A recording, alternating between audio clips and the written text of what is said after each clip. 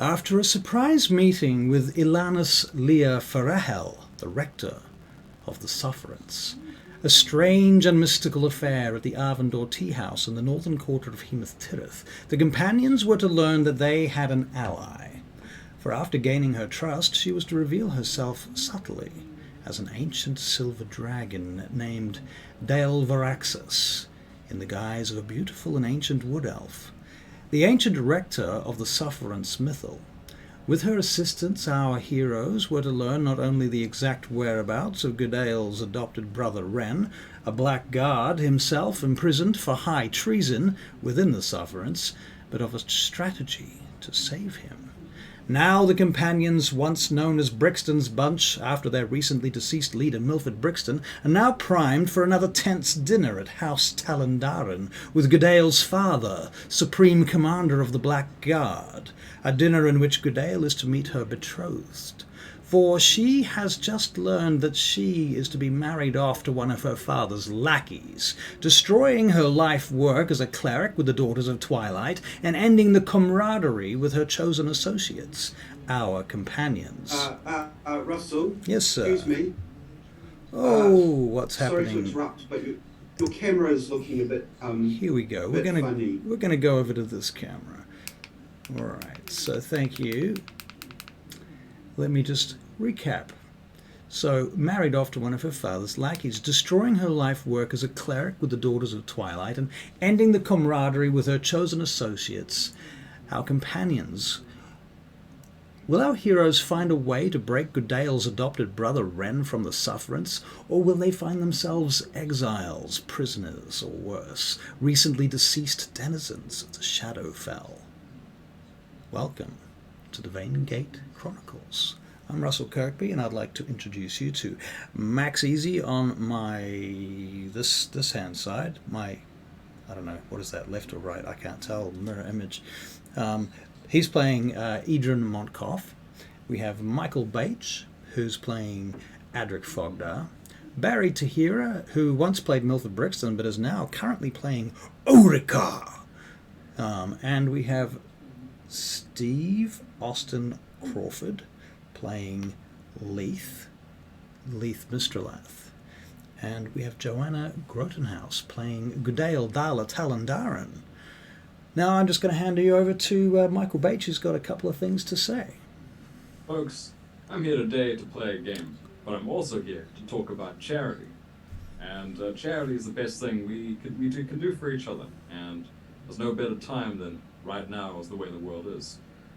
I talk about two in particular things right now. We're doing one with us here at the Vaingate Chronicles, giving a bit of money to Gaming for Charity, which goes towards helping some kids in some very dire need with the, I believe it's the Ronald McDonald House. And secondary, there is another bigger charity stream happening this weekend. I'm actually in it at the very end, so if you want to see a level 20 character, or me doing that as a level 20 character, get in. It is, and you know, I didn't even bother getting the Twitch link for that. I will place it in the chat window below at some point in the next-ish minutes. But yeah, big, huge charity stream. Again, same for Gaming for Charity to help some kids in real dire need. We got people from all over New Zealand, our podcast, the bigger D&D community here, just all getting together. It's been a whole bunch of work doing this. So if you've got nothing happening between 12 p.m. tomorrow and 12 p.m. Sunday, that's 24 hours of level 1 through level 20 that you could watch. It's a balls to the wall, big, huge adventure. So get amongst, enjoy, and maybe throw a few shekels at some kids in dire need. Right. Folks. Dala, or rather Joanna, she does our video editing for us for our archives. Whereabouts are you at with that at the moment, Joanna? How's that going? I got a bit muddled up, so I finished number 25, and then I, for some reason, skipped 26, and I've just finished up the 27th one today. I think that was because I forgot to upload one of the videos, actually. That might have been... well, yes, I didn't like to say.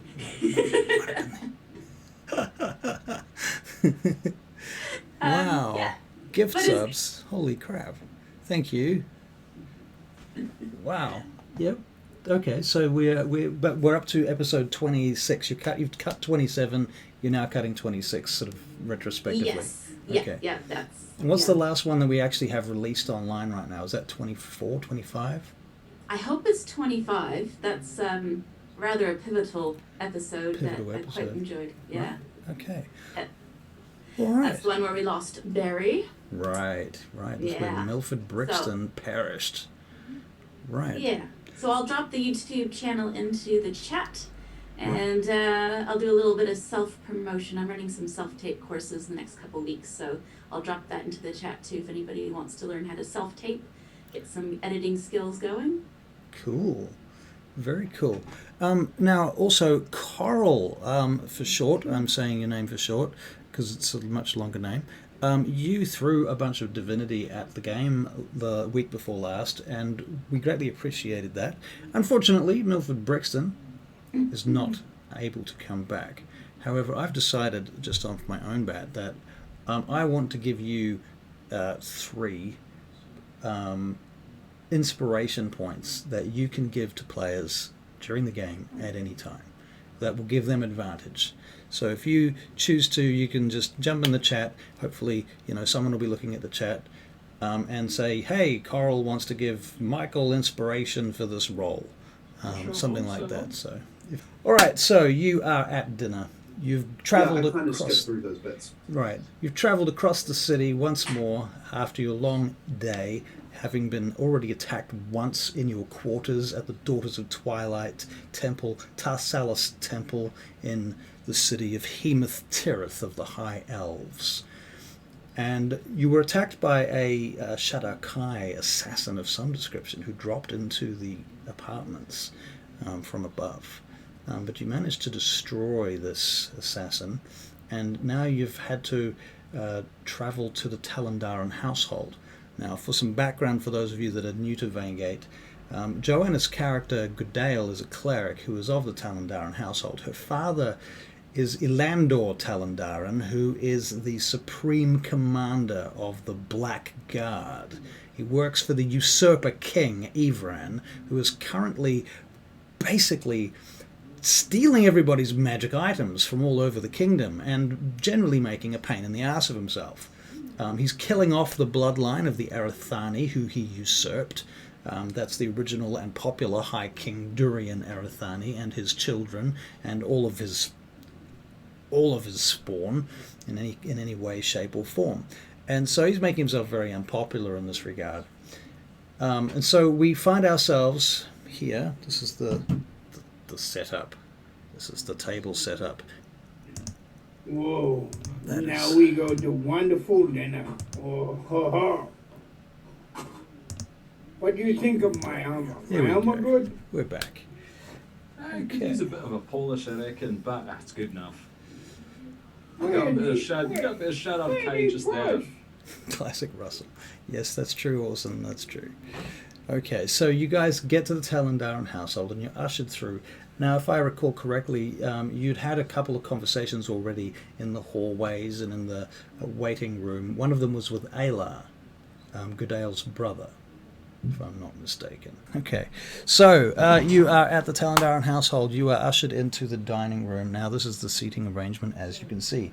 At the head of the table, Ilandor Talandaran, Gudael's father and the supreme commander of the Black Guard, sits surveying the scene in front of him. You feel the heat of this roaring fire coming off over here. And because you've just come in from the cold outside, it very much strikes you as you come in. This room is much warmer, despite the coldness and austereness of the social setting.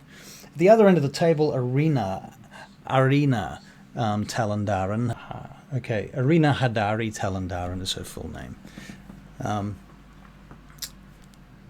So she's there. And next to her, on her left-hand side, Ilivara. That's Gudael's sister. Older sister, am I right, Joanna? Yep.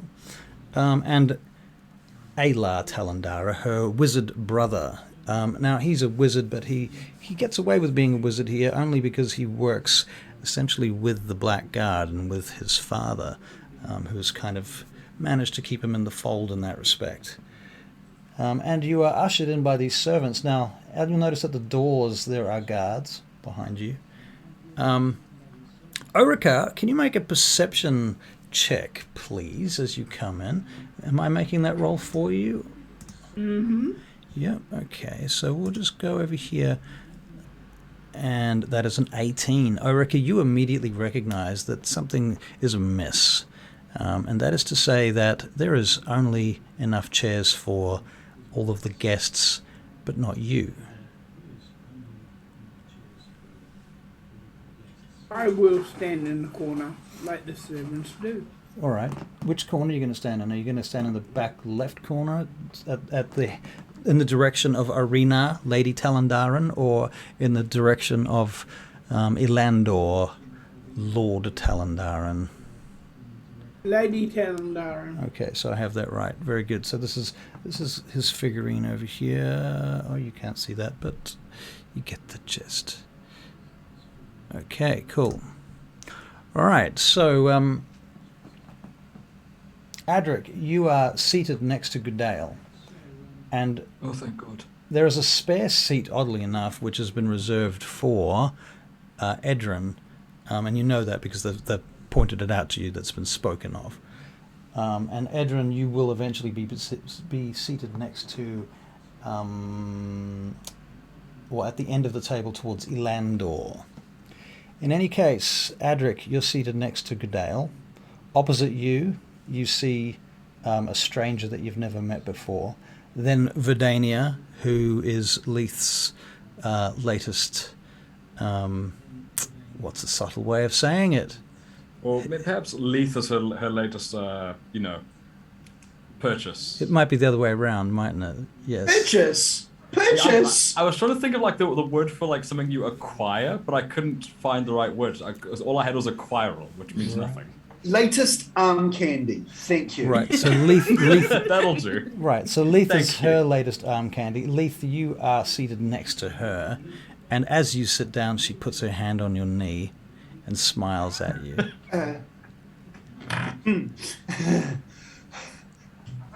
So tell us, for the audience who are new here, can you tell us a little bit about Leith and what does he look like and who is Leith? Leith is a wood elf warlock. He's quite young and quite slight of build. Bluish greenish skin, very jet black hair, and dressed usually in furs. At the moment, though, he's dressed in the Talandaran family crest from his glamoured leather armor. Right. So he's currently in disguise, and in fact, all of you are somewhat in disguise, except for Gudael. You're pretending to be her retainers, aren't you? That's Yes. the general gist of what's happening right now. Right. Okay. Very good. Not all of us are going by false names, though, at this stage. Right.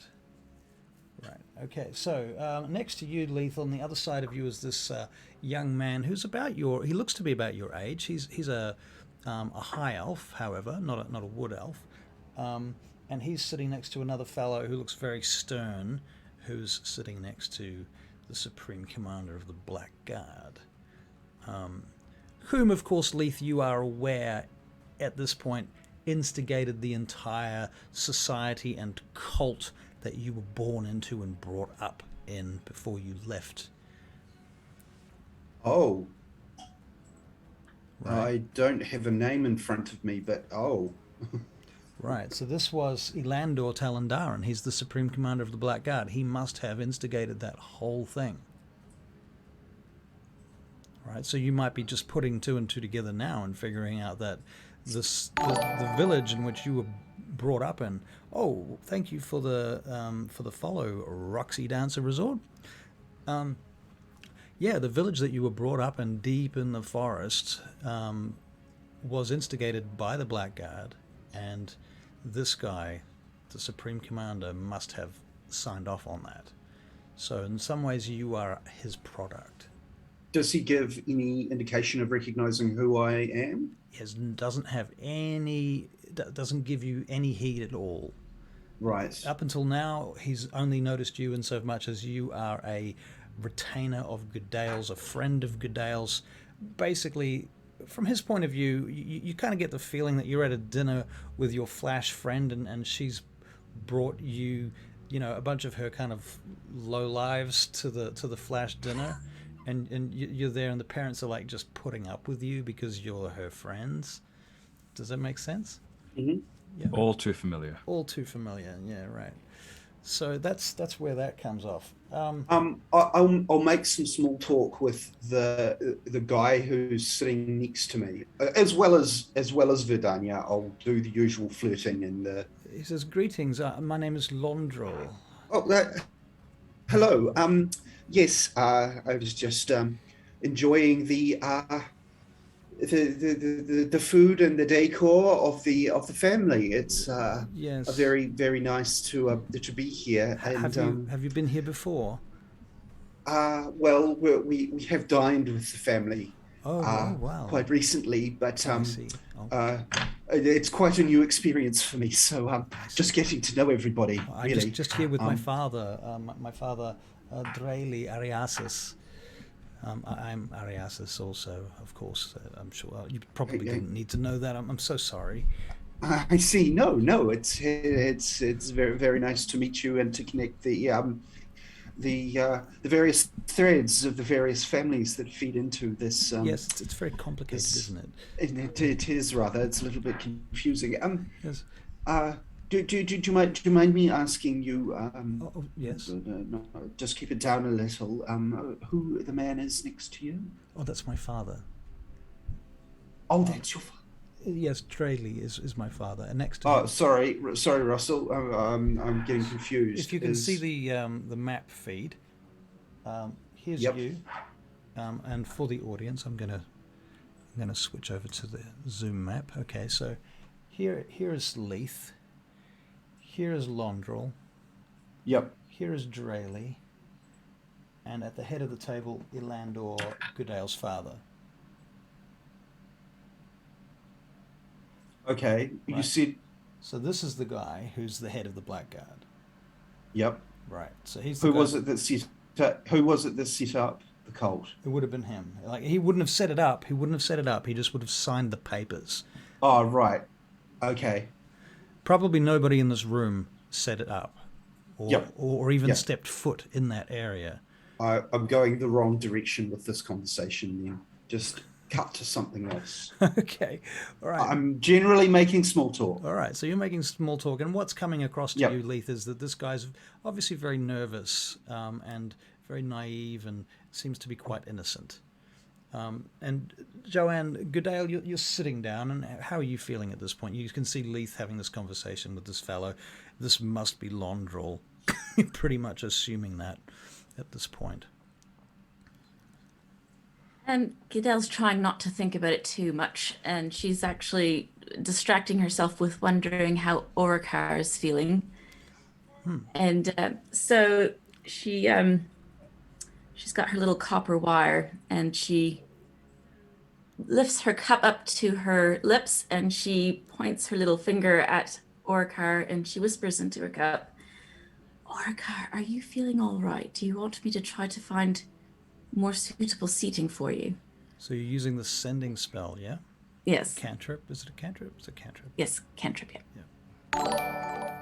Oh, Toxic Croc is now following. Thank you, Toxic Croc. No, my lady. I am right where I am supposed to be. Very well. Okay, Adrik, what are you doing? I'm sitting there and mostly being patient. I'm keeping to myself, but I'm keeping an eye on both Londrel and Ilandor. Would you like to make a perception check? I certainly would. There's nothing I'd like more. All right. In fact, I got a 15. You did get a 15. I see that. I don't lie You much. don't lie. There it is, the 15. We can all see it now. Okay. 15. Look, there's a 15. It is. So the person sitting across from you is apparently a human, oddly enough, over shit. here. And he looks over to you, and he seems to be as uncomfortable as you are. And he leans forward a bit. He says, the name is Herman. I'm Herman. It's pleased to meet you. Hello, Herman. My name's Adrik. Pleasure to meet you. It's a bit of a stretch across here. That's good. Well, if only I didn't have these short, stumpy arms. Can I ask you a question, Mr. Adrik? Certainly. Do they have to... Please, no offense here. Do they seat you higher? Do you have something to sit on? Well, I've got a few books. It's fine. It's all right. Otherwise, I'll ask them for something. No, it's I'm quite used to it by now. There's the surface well doesn't quite cater to individuals my size, so that's quite all right. I'm not too bothered by it. What brings you here? You don't see too many humans in this city. Oh well, no, not exactly. I'm not from here. I'm actually from Balkanard. I come from a long way away to the north, in the frost, close to the frost moors, in the northern sky reaches, in the north of the world. Have you been there? No, I only left the caverns of my people a year and a half ago. So you must be furthest I've been is Vaingate, and well, here. Oh, you've been to Vaingate. I've been through there. It is a very big city, yes? An interesting city, aye. I was there for work. I've heard only bad news of the place lately. Aye, well, so that bastard Brixton, what was his name? Milfane Brexo, I believe. I've heard the bards singing about this kind of a heist that must have happened there. I've had a tale of that, but Do you know there's going to be a bard here tonight? No, I was not aware. Yes. Tell me more about this heist. I left Vaingate shortly before that happened. I don't know much about it now, to be fair and honest with you, but I think there's been a lot of problems in Vaingate since this heist. Something happened with the Wizards of Barry, I think. They've come all the way. They bring ships now. It's like a political kind of coup occurring there. The Queen Claresca has been thrown out or something like that, or perhaps she's in hiding. I'm not sure. Do you mean to say the Wizards of the Barry are taking over the city? Well, I'm not sure. Don't take my word for truth, because I've not been there myself or seen it with my own eyes, but I've heard stories that the Barry is very much influencing the High Council in Vaingate now. They have their claws in, so to speak, you know? Yeah. This won't end well for anyone. External occupation generally doesn't end well, in my experience. Yes, there's something about there was a heist there, and I think some people, I'm not sure who they were, they stole a lot of something from under the ground. I think it might have been some sort of giant ruins or something they took. If it's from a cavern underground, it belongs to nobody. Sure, it's fine. No, the nobles there don't seem to think so. They think it's theirs. You know, they believe themselves to be the inheritors of this place. So, you know... if it's from a giant's cradle, then if they're not giants themselves, I don't see why it would be theirs. Well, who knows? Who knows? But it's not like there's a lot of giants around to come and claim it is there. But it's still, how do you feel if you're uncovering somebody's tomb or something like that? Okay. Edryn Montkopf. Hello. Max Easy. You come running up the stairs at the front of the Talandaran household in a hurry, with whatever it is that's in your arms at present. Not sure what you're carrying. Perhaps books. Perhaps a bag. Perhaps. Excuse me. And a servant stops you and says, "Excuse me, sir. Who might you be?" Oh, I am a retainer for Lady Gudael Talandaran. Oh, I see. Perhaps you have a name, sir. Edryn Montkopf. I see. Oh, yes, you seem to be on the list. Very well. Please head on through, down into the main room. You'll find down past the fountain, down the hallway, past the stairs, through the double doors into the main dining hall. I believe that you have, in fact, a seat tonight at the table. Oh, thank you. Would you like me to show you the way, sir? I think I can remember what you said down the hall, double doors and all that. Very good, sir. All right, so you go heading off down the corridor, etc. You manage to get to the dining hall. As described earlier, the heat of the fire hits you first, and then the coldness of the social situation, the Talandaran family warmth or lack thereof. Having just run up some stairs, and then suddenly being in a room with a fire, take my coat off, my cloak, red-faced, and kind of apologetically head down, just kind of wide circle around the table to wherever an empty chair is. When Edryn walks in, Adrik waves at him enthusiastically. Right. And Gudael, do you think you notice Edryn come in? He's actually brought a servant steps out at the point where you come in and pulls out your chair, Edryn, next to Gudael. So pleased you were able to make it, Edryn. I got it was rather easy to find. It's a big palace. And did you have a fruitful time at the library? Yes, I think rather good day. Excellent. Let's hope it continues on into the evening. Which one's your fellow? Now, Edryn, next to you there's this gaunt-looking fellow, this gaunt-looking elf. He looks one of the oldest elves you've ever seen, and you know he's old because he looks like he's 50. And when an elf looks like they're 50, they're like 700. Right? He's an old-looking elf. And he's got long, pale hair and pale skin. And he leans forward and he puts his hand on your wrist, Edryn. He says, to the library, you say. Oh, forgive me. The name is Edryn. Who might you be? I've not seen you here before.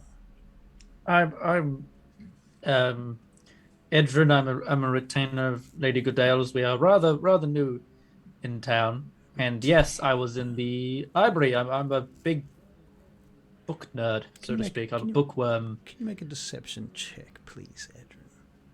Oh, deception check. That sound is me opening my dice box. This is 17. 20-sided dice. 17. I see. Okay. I see. He says, "Oh wow, how interesting." He leans back in his chair. Meanwhile, turn back to Gudael. Various conversations are going on around you. Yep. Turn back to Gudael. Which one's your fellow? How loudly do you say that, Edryn? Rather, very, very under my breath. So very kind of like quite close. So you're like, who's the fellow? Which one's the, Towards the head of the table, that one just the other side of the man by my father. He's the one talking to Leith Mystralath presently, apparently. Right, he looks elven. That he is. He's finely dressed. Good looking, actually. Oh. Just a little bit kind of skinny and naive and maybe... Yes. How old's this fellow? Do I know how old he is? Not really. No. He's no more than probably 110, and he's probably older than 60, which in elven terms puts him somewhere between a teenager and a very young adult. Ah, wonderful. How old is Gudael again? 143. Okay. Edryn starts sweating a little bit. Right. So Edryn starts sweating. Okay. I'm not going. I wasn't going to drink tonight, but is there something? Drink, Ayla you looks say? across to you, Edryn, and gives you a little wave. What's this box for is now following. Why, thank you, what's this box for? We love your work. Yes, Ayla gives you a little wave, Edryn. And Ilavara looks across to you, Leith, as well. Ilavara is Gudael's sister, as just a reminder. She's quite stern. Sitting next to Ilavara. Ooh. Who have I left out here? Who have I left out? Ilavara's man, perhaps? Ilavara's man. Yes, exactly. Iravel. See, these elves have fancy ass names, don't they? You do revel. Oh, Mason Elliot wants to see the map again. Oh, all right then. Fair enough. Okay, so there's your map. I don't know if you can see it very clearly. It's very tiny on Zoom. I'm really looking forward to Elandor flipping the table. Right. Okay, so Elandor does stand up at that point, and he claps. And he says, "If I may have everyone's attention, please." And he looks about the table to everyone. And even Orika, he looks up at you for a moment, and he actually nods at you, Orika. He says, as you may know, as you may well be aware, we come together tonight to introduce two of our family members, well, our shared family members, should I say, one of our family members to House Ariasis, an introduction. I should like you to meet Gudael, House Talandaran, my beautiful and well-mannered daughter. And he, on the one hand, he points at you, Gudael, with his open hand. He says, "And Gudael, I should like to introduce you to Londrel Ariasis, the one to whom you shall be betrothed." And everybody claps, and there's a big cheer goes out, and the servants begin pouring wine from jugs to each other. I expect there will be much growth in our relationship. Londrel smiles shyly at you. He says, "Now perhaps the merry couple should be placed together for an opportunity to get to know one another. Would you feel this would be a time for this, or perhaps after we have all eaten and exchanged stories?" Londrel looks across at you to take the lead. Gudael's taking pity on the poor lad. And perhaps we're comfortable where we are for the time being, Father, and we'll enjoy the meal, and after a few drinks, perhaps we can change places. Very well. Gudael, can you make an insight check, please? Gudael's not feeling very insightful. It's a 7. She's not? What happened? Why is that? Oh, there we go. It's a big, fat gentleman's 7. All right. Yeah, it's not very insightful. Never mind. She must be distracted. Perhaps you can tell us what... I mean, it seems to be quite obvious why she's distracted. Somebody's trying to marry her off to some young hooligan... Well, he's not a hooligan, but you know, you get the... Yeah, the she's gist. distracted by the, oh my gosh, what does my father think of me that he's doing this to me? Right. Fair enough. Okay. Well, at that point, you hear music playing from the other room, and this halfling comes wandering in with a mask on his head, and he comes in singing and dancing some tune, and it seems to be in common, not Elven. You're probably not paying an awful lot of attention to him at this point, but he sort of stands up near over at Orika's end of the table over here, this way. This is the figurine for him. And we'll put him up over here. All right, between the pillars next to Orika. Does the bard sound familiar? Edryn, would you like to make a perception check? A 4. You're not sure. You don't. It could be any halfling. They're all the same, aren't they? No. But anyway, yes. All right. Any questions at this point? Actually. Orika is watching him. The halfling? Yes. All right. Well, maybe Orika might. Well, no, never mind that. Orika's never been to Vaingate, so he doesn't know. He doesn't know shit. nothing. Vain where? Exactly. Edryn's gonna lean over so he has eye line with Adrik, and he goes,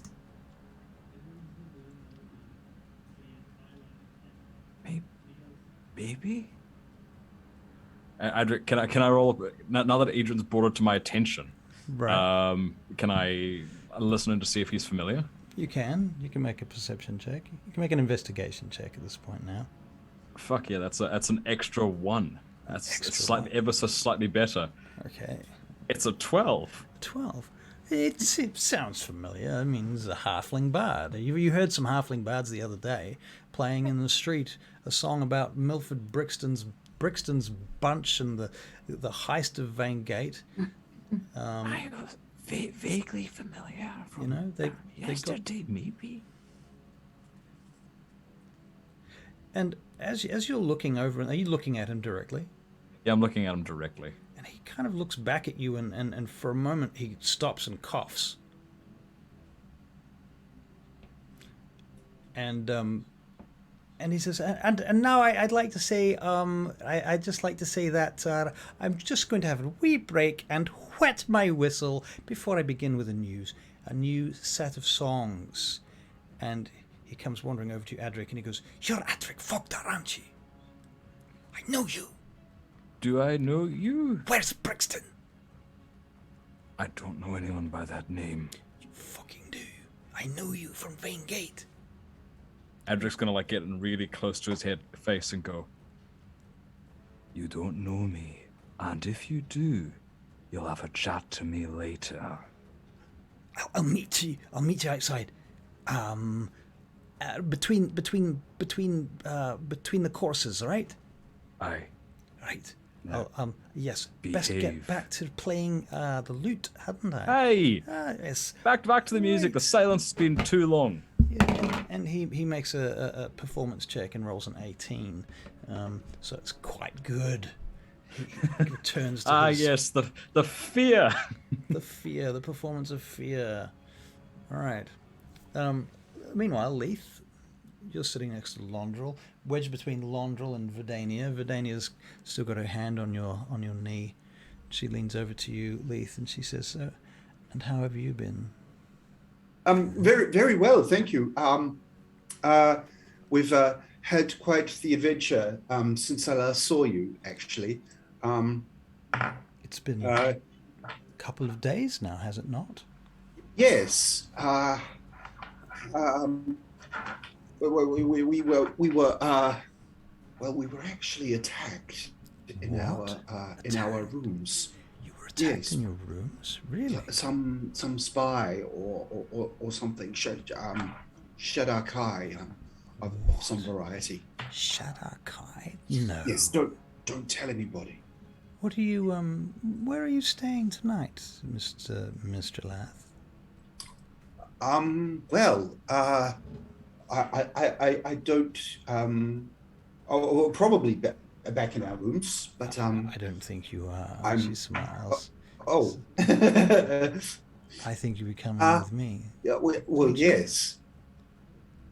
You're probably quite right.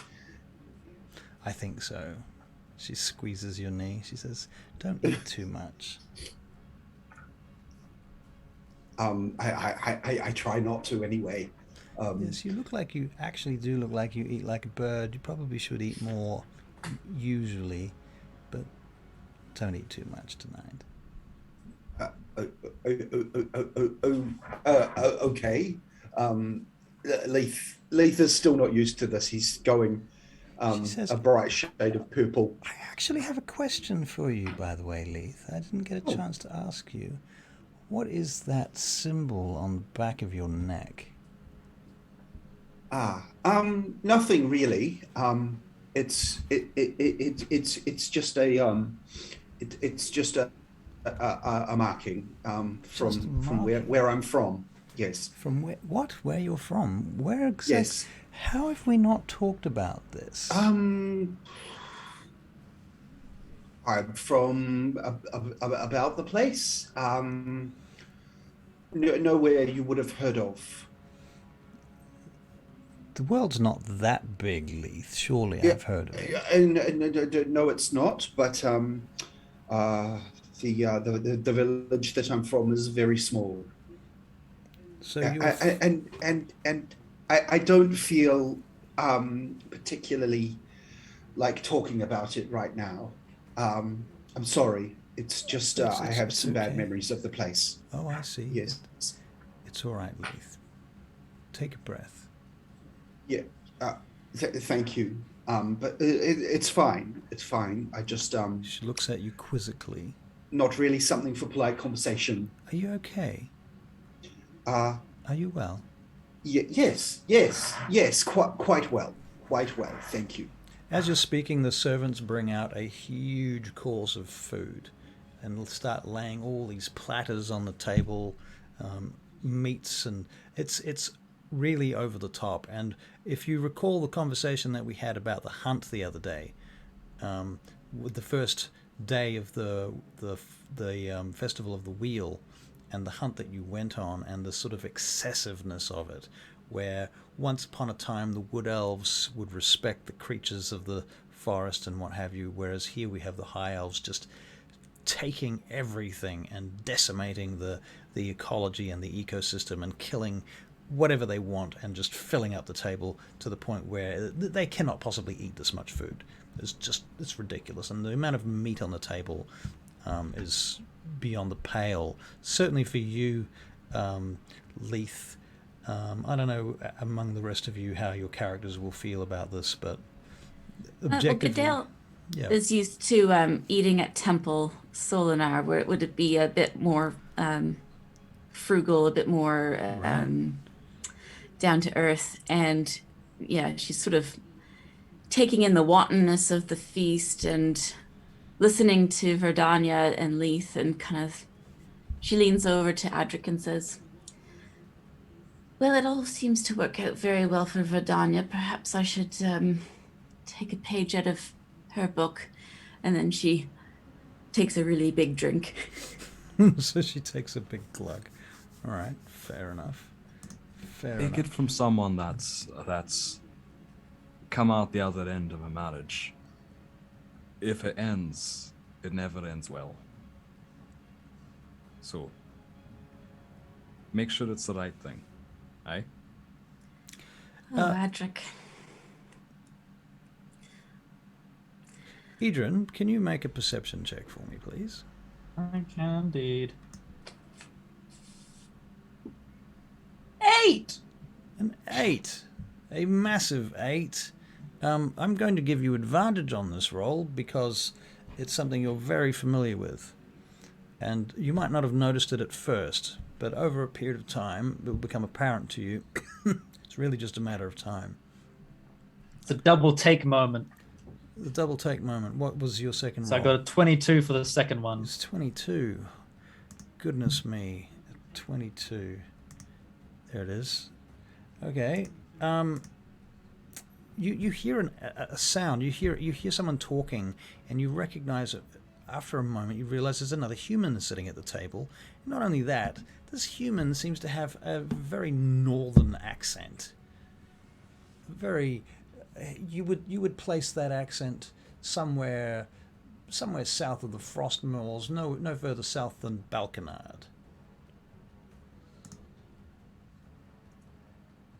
You look across the table and you see this fellow talking. And who was he talking to last? Well, right now he's turned to speak to Ayla, and he's having a conversation with Ayla. And they're talking about blueberries presently, and the best time to pick them is certainly during the summer, but you'll find that you can get a very specific wine if you pick them at these different times of the year. This is what they're talking about. And you're like, that sounds like an accent I recognize. I'll wait for the conversation to politely die down. All right, takes a lull after a moment. Yep. And then I'll excuse me, are you by any chance from the anywhere north of Vaingate? Yes, he says. Forgive me. My name is Herman Baumgartner. I'm from Balkanard. Oh, I'm from Vanderhold.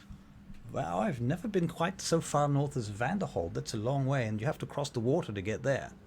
Yes, I wouldn't recommend it.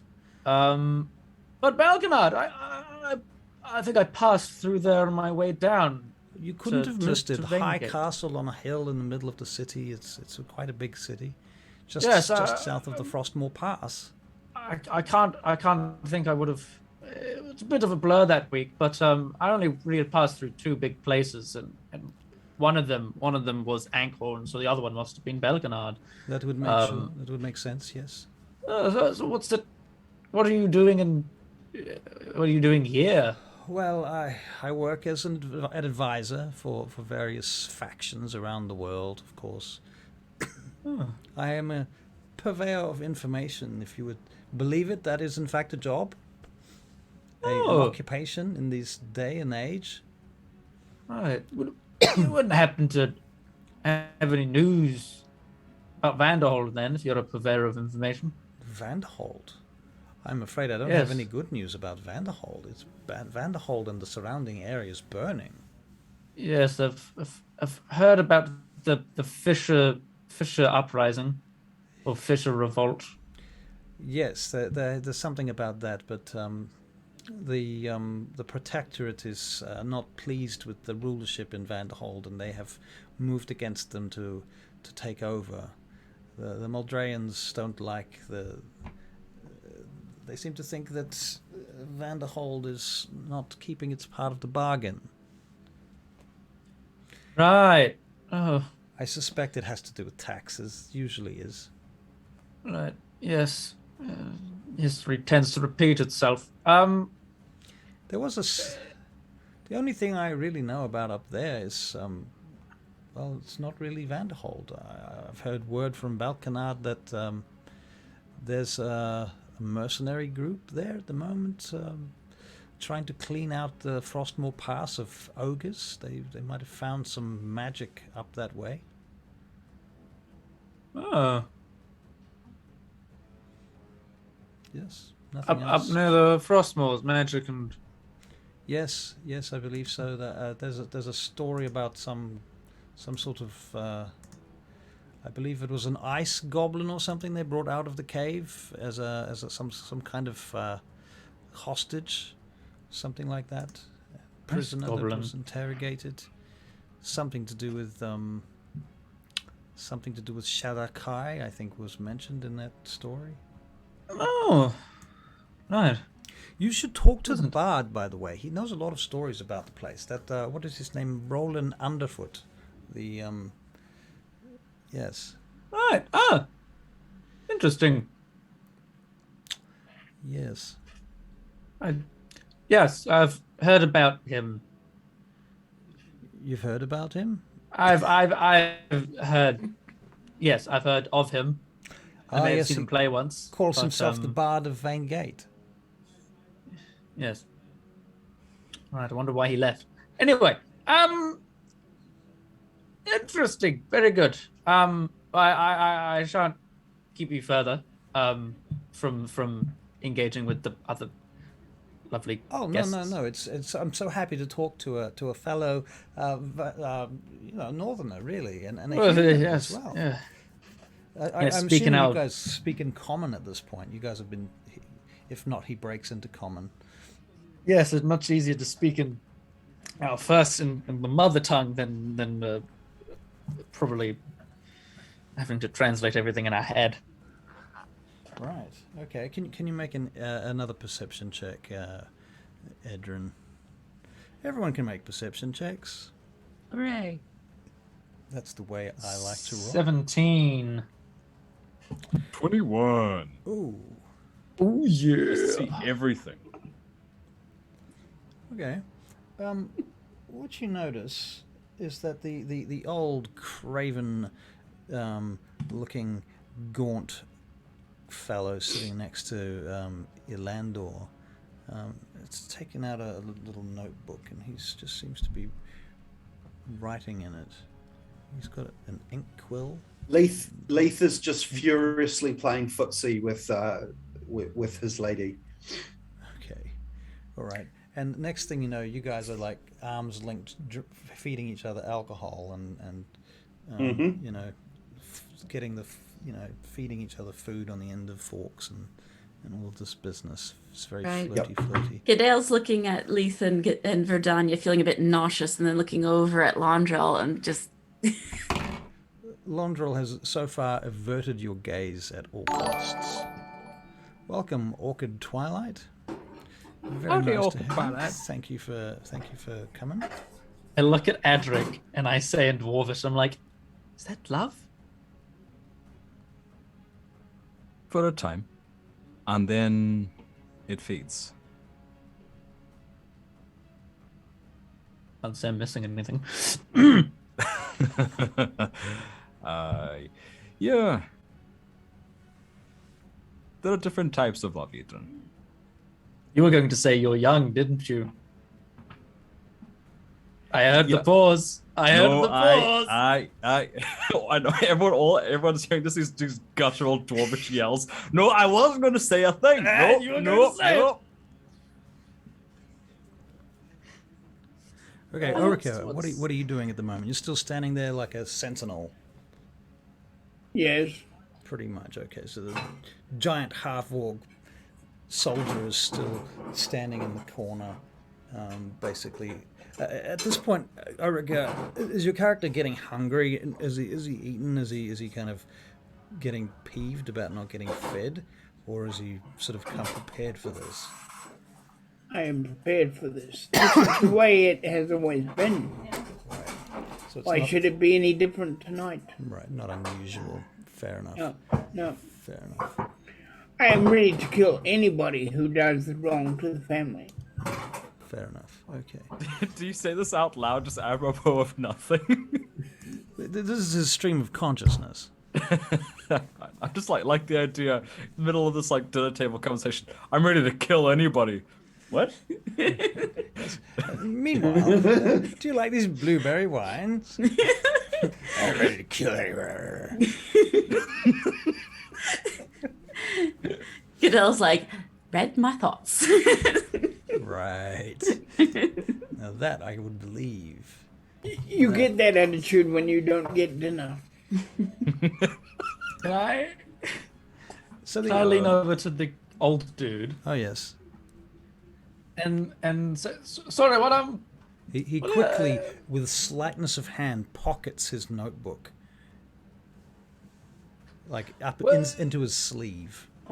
How do you know the family Talandaran? Oh, I see. You have questions.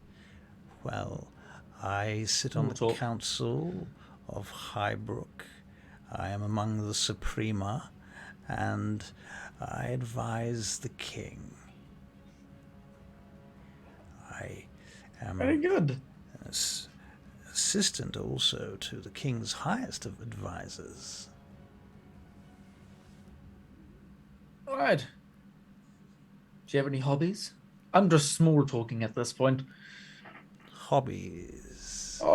Things you do for fun. I saw you writing. Are you a poet? Yes, poet. I would consider myself a poet. Yes. Right. And yourself? Never got the hang of verse. I like to think of myself as a chronicler. I like to document things. I always thought I was going to be a little bit of like a botanist when I was a boy, but it didn't really turn out well. He reaches over and he seems to, almost unconsciously, he just grabs your wrist and kind of squeezes his hand around the flesh of your wrist. He says, "Your pulse is so quick."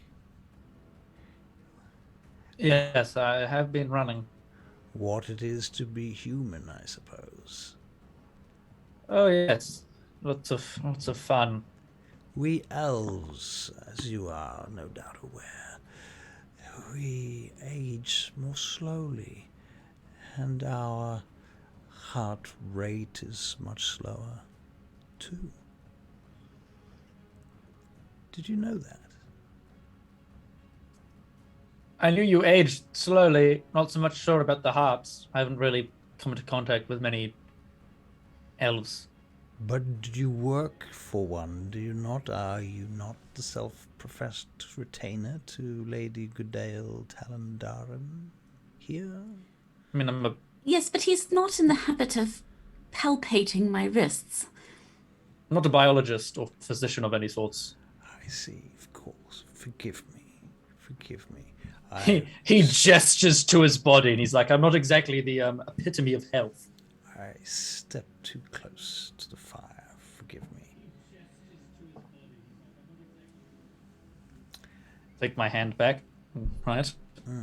Starts to turn to sit a little bit more facing towards everyone else and a little bit away from scary note-taking man. Fascinating.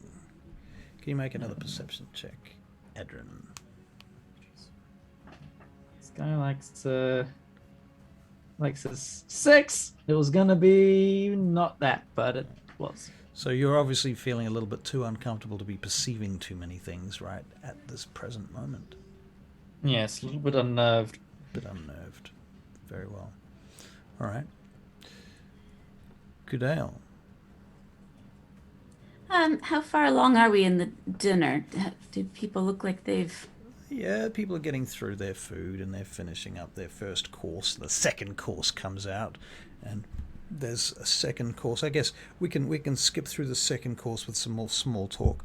We get to the third course and there's a little bit more. You can make perception checks during this next phase if you like. That's a critical one. I super don't notice anything. A lady's 5. 9. So, a lady's 9. A critical 1 from Adrik. Did I just hear that? A critical 1. Yeah, natural failure. An absolute failure. Absolute failure. We're all What's up just... with our dice tonight? It's not the first time I've Pants been come told that. undone, you sit back a bit more and you just get more food in that way. Well, I'll keep that in mind, Adrik, that natural 1. Orika, you're in a good position to actually pay attention to things. So I'm going to roll your perception for you. Let's see. Perception. Look at that big D20. That is a 3 or 19? It's a 3 plus 3, 6. Never mind. Orika, why are you? What are you thinking about? Where is your mind at this point? I am thinking about how to get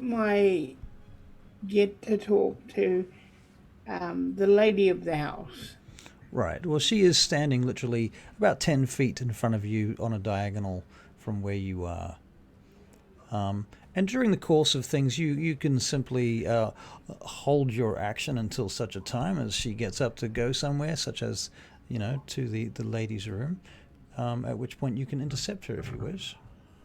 I will. That's what I'm waiting for. Very But the opportune moment has not come. Well, the opportune moment does arise, and she does get up and excuses herself from the table, and she begins to move towards the egress, at which point you are able to intercept her.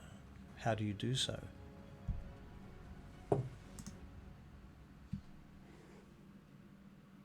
I walk beside her Yep. as if I'm going to go into the next room or something like that. Okay. And she looks to her side and she says, Orika. She walks through the doors with you to the next room, through the archway into the foyer. I need to talk to you, my lady. Truly, now, Orika, is this a good time? Yes, it is a good time, my lady. She rolls a 17 on a insight check, so she follows you. Orika, is there something wrong? Is there some issue with security that I should know about? Something you should be aware of, my lady. What is it? I was not aware until I spent time with an old man that you had blackouts like your daughter. She looks at you furiously. Orika, you step beyond yourself. I come to warn you, she knows. Who knows what? Your daughter knows that you had blackouts as she did.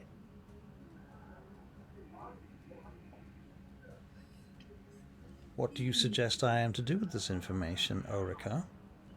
You are wise. You will know what is best to do. Perhaps it is time you talked, my lady.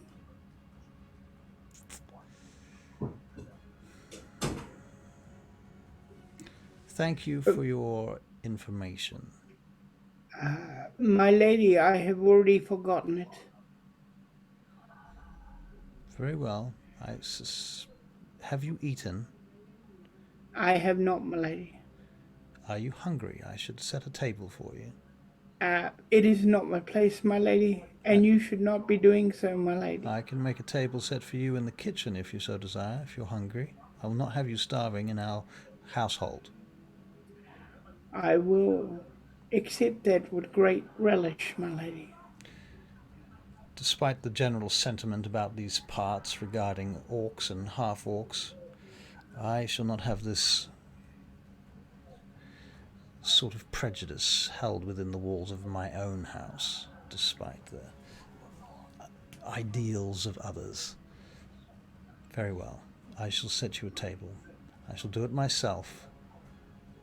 Return here in 5 minutes or so, and there shall be food for you in the kitchen.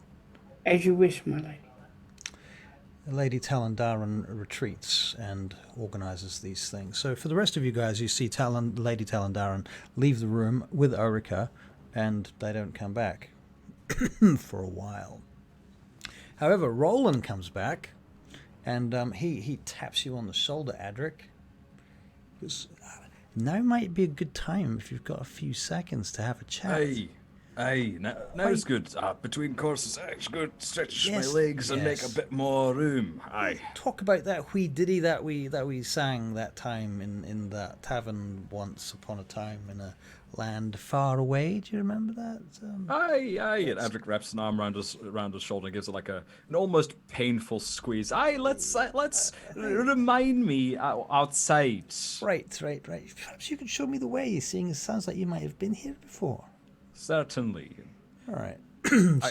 How I imagine this kind of goes is Adrik's got like an arm around him on bicep, and he's kind of like lifted him, so the halfling is kind of dragging his feet on the floor. Oh, did you mind putting me down a little bit there? No, you're right where you are. I'm not going anywhere. You know that, right? I'm with you. Oh, all right then. All right, so and outside. Okay, so you find yourselves in a quiet courtyard. You believe yourselves to be unobserved. Adrik, make a perception check, please. Can do. 23. 23. Okay, you believe yourselves to be. Seems to be there's nobody around. All right, sure Roland. not a soul. We are alone, mostly. So, first. What are you doing here? I'm getting there. First, I don't recall what happened after that tavern too well. That shot. What happened was your friend Milford Brixton tried to fucking kill me. He was going to kill me. He ran me out of town. He literally ran me out of town. He told me I could not go back to Vaingate. He said I knew too much. Like, I knew too. I'm a bard. Of course I know too much. I know too much about everything. That's my curse. Are you I done? know too much. It's my brain. Roland, are you done? What do you mean, am I done? Well, first, you're aware of Vaingate now, currently, aye? Yes, it's terrible. Terrible. Aye, and it's if your fault. You and Brixton I did was this. working a job. Thank you. We had no idea this would happen. What kind of job was it that had the whole city brought to the ground? Whole neighbourhoods have been burned down. People have died, Mr. Fogdar. Where's Brixton? He's accountable for this. Brixton's dead. What? Brixton died. What do you mean he died? No, don't believe you. 2 days ago. It's not possible. Milford Well- Brixton's a legend. He can't die. Aye, but have you entered the Shadowfell? Do you even know what that is? What are you talking about? Is that a club somewhere? Is that some kind of a tavern? The Shadowfell. Okay, let's walk this back a little bit. How familiar are you with the concept of planes and them overlapping with our own? I know the high plains that are down by where Twaddle, which is where my people come from. All right, that's a terrible start. All right, so now imagine our scenario. All right. Now imagine another scenario that overlaps our own. So you're saying there's two scenarios overlapping each other. Aye. Now, let me continue. Now, this scenario is darkness, it's shadow, it's death. Every death without a home tends to end up there. Is it like a sandwich? Something like a sandwich, close enough. Aye. Like with dark bread and light bread. Let's say there's breads on either side. Aye. What's and in the middle? Yeah. In the middle, we've got the meat that is Sidarial, and above that, we've got this dark, bitter-tasting chutney on top of that. All right. And that is the Shadowfell. Now, I see. Generally, these two things don't overlap too much, so we can feel it. But occasionally, there are places where they do. It's never a good time. You're hurting my head, Fogdar. Where's Brixton? He's dead.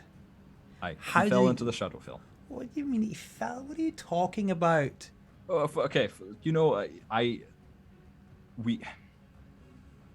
we went somewhere we shouldn't have, and now he's dead. That's what you need to know.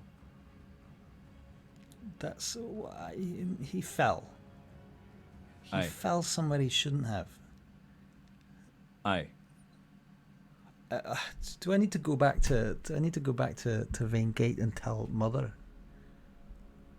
No, you could stay here and sing for the nobles. I don't care. Somebody's got to tell his people. Well, we're working on it. We're on a job right now, and hopefully in the near future, we'll go back to fix our bloody mess. Right. So you're planning to go and fix the problem in Vaingate, because Vaingate's it's a right mess. It's a right mess. Let me tell you about Vaingate right now. I mean, do you know anything about it? Tell me about. No, I know. What's it? Forbes Dalrenaz has decided that. What? You know about Vorbis then? Aye. Right. So he and his people, his wee council of wizards from Barkyle have taken over the council of Vaingate. The trade masters have been cast out. The regent has been executed. They've taken over the city. They've given themselves, and they're not even being the least bit subtle about it, except to say that on paper that none of these records, none of these events have been recorded per se. You know what I'm saying? I mean, they literally. No, of course not. It's on paper everything's legitimate. On paper everything's legitimate, but it's terrible what they're doing. I heard, Claresca of Scartabel, Queen Claresca. I mean, you know who she is, right? I've met her. Aye. You've met Queen Claresca. Yeah. There's a whole lot here you're not aware of. I'm beginning to get that feeling, Mr. Fogdar. I am beginning to get the feeling there's a whole lot I don't know about here. Roland, you were there for one night when we were drunk, and you got too close when we were drunk. So, unfortunately, Brixton, you may not be feeling particularly grateful to him right now, but Brixton did you bloody solid. Yes, Brixton. Well, in any case, Scartabel, Queen Claresca, should I say, she's missing. There's rumours she's gone back to Scartabel, her home, but there's also rumours that she's dead. So who knows? Who knows what's the truth with Queen Claresca? I did hear a story about a farmer in Etz. I was just the other day was telling a tale about how he spotted a griffin in the deep fens past the forests of Fania and the moors of Tarsellis. A griffin. Have you heard of such things? I heard of. I've never seen one. Why are you telling me about the griffin? It's unheard of. The griffins have been gone for centuries. To hear that there's a griffin in Sidariel is mighty impressive. It's like a sign of the times changing. Some people say that it's an ill omen, but I find that hard to believe. We all know the stories of how the ancient elves of the Second Age used griffins to travel about the world. Aye, well that I'm familiar with. Hey, well, Roland, there's more going on here than you could. Than I really have time to tell you about. To be fair. Well, you know the treaty of Vaingate now it's defunct.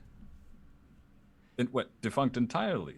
Pretty much. Why would defunct. that be? Well, why would that be? Is because all these dirty wizards who want all of the magical artifacts as much as King Edryn does.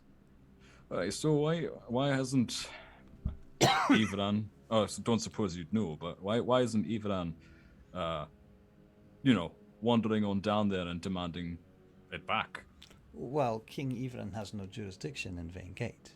Yeah, but there's the treaty's broken, so he may as well just walk and get it himself. That's true. I don't know why. Perhaps he does not have a standing army. Now that's an interesting thought. That's an interesting I don't know the answer to that. That's a very good question. Why does he not do that? But I can say this, or maybe he's afraid of the wizards of the Barakail. And I would be, because they're scary as hell. You're telling me. Why do you think we ran? Well, yes. I mean, there's 6 ships in well, there were when I left 6 ships in Vaingate from Barakail, and they were loading those ships. Loading them with what? Who knows? Boxes and boxes and boxes. Coming from the Barakail envoy quarters. You know, the place where I met you that time, nearby there. Aye. So they've. All right. So they've got more of those artifacts then.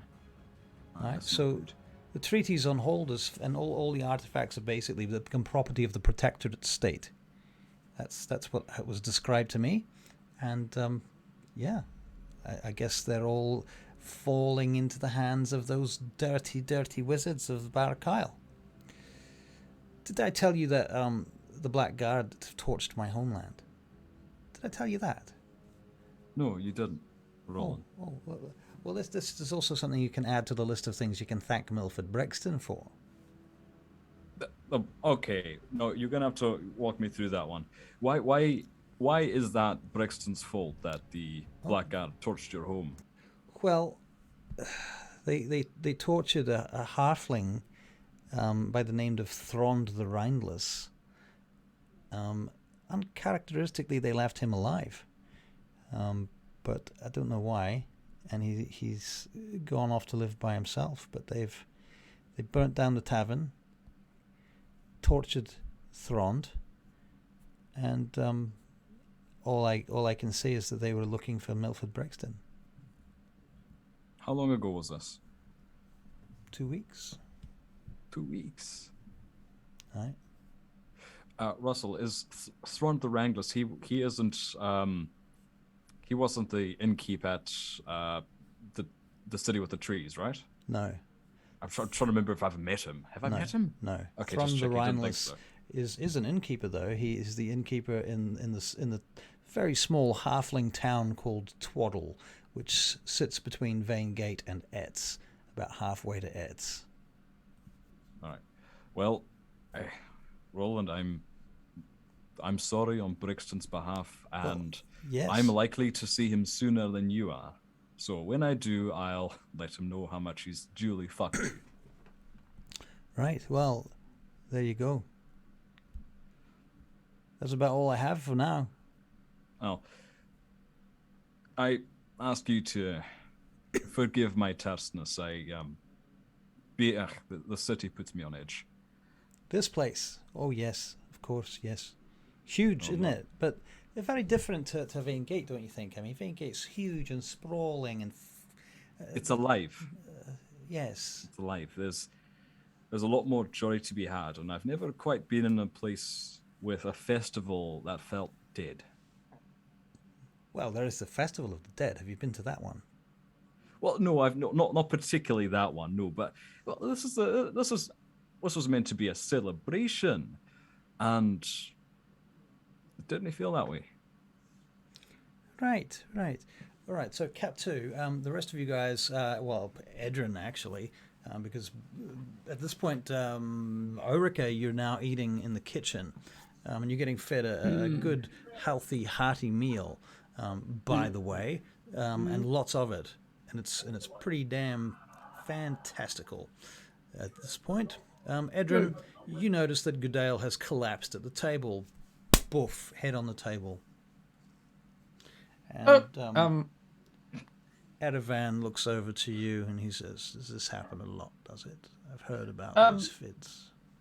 Yes, a little bit. I'll lift her head off the table and ask some of the servants to take her to her chambers to, let her write it out, or somewhere where there's somewhere comfortable where she can lay down and write it out. Wow, Awesome D, you should be called Awesome D. All right, so you take Gudael. You have Gudael moved to her chambers, or to a chamber at least, very well, where she can have some privacy until she wakes. All right, Orika, you're sitting in the in the kitchen, and you're going to make a perception check. You rolled. It was a massive 12. Okay. So perception was 12. Okay, so you're sitting there eating your meal, and you see Gudael get taken through the room by some servants, and Edryn is with them. Actually, would that be true, Edryn? Yes. I'll leave my meal and go with her. Okay. I can take my meal with me, damn it. Okay, you just pick up the plate. Yeah. A few bits and pieces, and you take it with you. Yep. All right, that makes sense.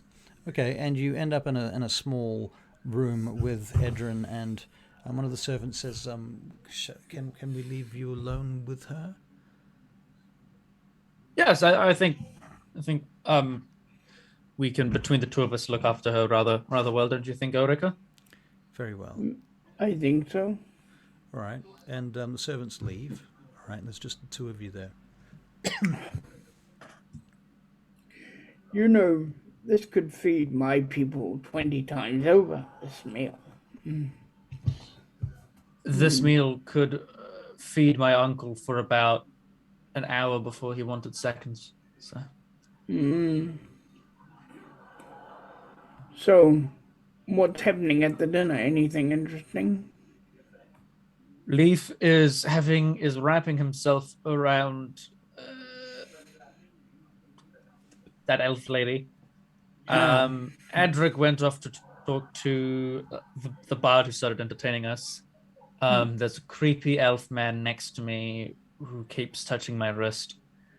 Obviously unaware of the concept of personal space. And there's another human there, which I found rather interesting. And he's got some news about something called like an ice goblin in the north and Shaddar Kai, which I think we need to look into a bit more. But I mean, It's not Vaingate. It's not Ren. So, yes.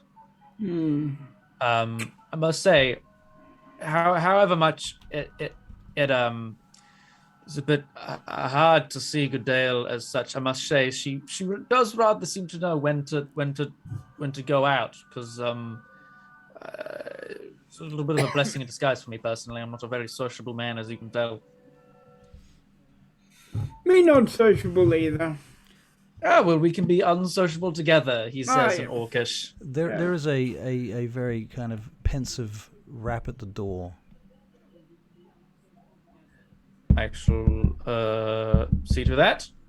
And you open the door, and it's Londrel is standing there. Excuse me. Yes. I'm Londrel Ariasis. I just wanted to see if her ladyship was well. I saw her collapse earlier, and I just wanted to know that she was in good health. Yes, this tends to happen a little bit. Truly. Yes. Is something wrong with her? Oh, just apparently something she's had for a while. So I don't think anything particularly suddenly onset or anything you need to worry about, really. Just something that occurs. So just pausing for a moment to answer Orchid's question. Joanna, who plays Gudael, her character has these fits where she collapses from time to time, and we have built these in, so to speak. Oh yes, Leith. Yes, he is also missing. Internet. The internet got Steve, so he's did trying mention to. that he was having issues earlier, so he may have dropped out. What we can assume, however, is that Leith and Verdania are quietly having a moment in another room together. No, it's not quietly. I can hear it from here. I think it probably is fairly quietly, because they're in the Talandaran household, and yeah, people tend to mind their manners in this house, given who owns it. So there's that. But okay, this is still messed up. Yep, never mind. Stay on this camera. Okay, so yes, Londrel is standing there. So she will be well, do you think?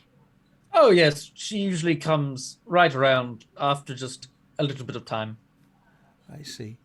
Well, that's good to know. Is this do you think this will affect her ability to if I may ask a personal question, do you think this would affect her ability to bear children? I think that might be a little bit of a personal question. Perhaps I'm sorry. Regarding specifically to Lady Gudael, and potentially a question that may need to come up once proper introductions have been made, and once further social interactions have been made with such lady. So Gudael, can you hear us? Okay, so you're starting to come around, and you find yourself in a room surrounded by. Who do we have here? We've got Orika, we have Edryn, and we have Londrel. Edryn has not let him go through past the door. So Londrel is basically being kept out of the room by Edryn right now at this very point in time. And Orika looks at you and says, "You want chicken leg?" Chicken leg. Yeah, so my chicken leg. Before you answer that, I'm going to give you something else that you need to have and consider, Gudael, because when you passed out this time, you had a vision of this incredible temple, and there are pieces of it floating in the air, like chunks of rock and stone and masonry, literally sitting in the air, floating around inside this room that you're inside, and it's the room seems like it's been smashed and collapsed, but it's not entirely collapsed together. It's sort of just hanging there, and there's this amazing archway right there has these runes written around the side of it. These massive giant runes. Everything seems to be well oversized, like massive giant sized stuff here. And you get the feeling of weightlessness despite all of this. And you hear these words and suddenly your vision cuts into close-ups and you see this word and you hear this name, you hear this word, Barpart. And then another rune comes into focus, Festing. And another rune comes into focus. And each of these runes is carved and etched around the archway, all the way around the side. And there's 9 of these words, Barpart, Festing, Heim, Op, Solv, Alv, Hild, Mart, Daletsford.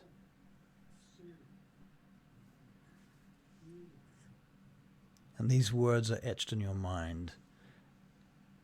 But they won't be there for too long. You will eventually forget them.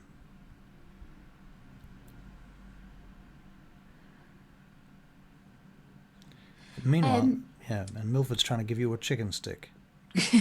do the Milford, Orika. bits of temple that are sort of fitted together, do they look familiar? Do they look familiar? It's not a temple you've ever been in. Okay, so it doesn't look like bits of the moon pieced together. Oh, it could be. Could be. It could be. It could be the same. I mean, it could be any giant temple. To be fair. Okay. But there is an extraordinary sense of this having lunar elements to it. The symbolism. In fact, I'm going to get you to do a religion check, and you can do it with advantage because, damn it, you're a cleric. Yay! Whoops. Well, thank goodness I have advantage. Let me roll that again. So for those of you who are new to D&D or to this type of game, advantage in this case means he gets to roll 2 dice instead of 1. 11. A big I can't 11, roll. An 11. Okay, well, we'll go so far as to say it feels lunar. That's for sure, based on the symbology around you. But you're too busy kind of being overwhelmed by the size of this location. The kind of all these features that are hanging around you in the air, broken pillars floating, in space right next to you, next to your vision. I mean, you're not literally there. You're not having a vision of being a person in the space. You're having a vision of the space, so remotely. Do I have regrets about waking up from this vision? Is it the kind of dream that you want to stay in? Yeah, it's a little bit painful coming back from it. It's not that you want to be there so much because it's comfortable, but you're grasping to something. There's something here that you need to remember. Mm. Do you want to make a we'll just call it an investigation check. We'll call it a straight out investigation check.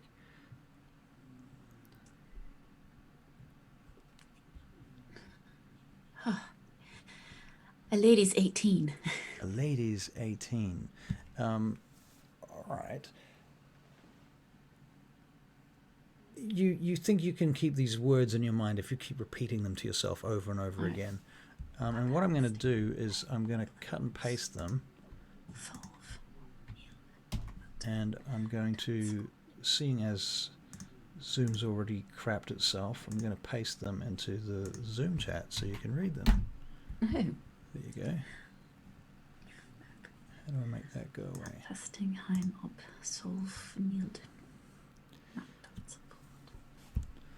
Okay, so Edryn and Orika, Gudael's woken up and she's repeating these words to herself. I try and find a writing implement. Okay, you look around. Is there one in this room? Oddly enough, yes, there is. There is a writing implement and some parchment in the corner at a small desk. I write a word down then. You don't know what the words are, so you don't know how to write them down. No. I give it to Adrik. Adrik's not there. Not. Edryn's there. I meant to say Edryn. Edryn, okay. Edryn. We're gonna go phonetically. Edryn, do you speak Giant? I do not. You speak like 9 frickin' languages and you don't speak Giant. No. And I did prepare comprehend languages, but at the same time, what's his face is nearby. So, can I write them down phonetically? So like, because if she says hild, I assume I can go H, some combination of vowels, LD right. or LT. Yeah, you can so I'm not gonna get the spelling right in the slightest sense, but you can make a perception check. What language? What language, I ask him? So that's the first question. Edryn, do you think you can even recognize Giant?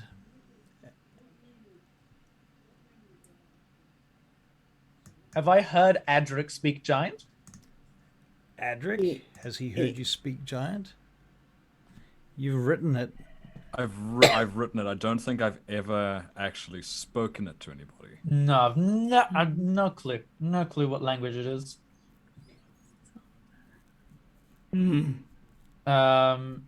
was it? Perception or investigation for each word? Perception. Can I try and imitate what she's saying? You can try that. Yeah. 14 for the first one. Okay, so you get the first word.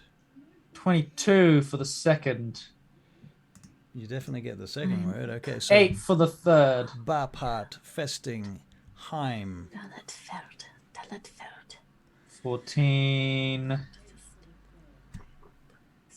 14, yeah. 16. I honestly can't tell how many I've done now. I think that's you're up to 1, 6.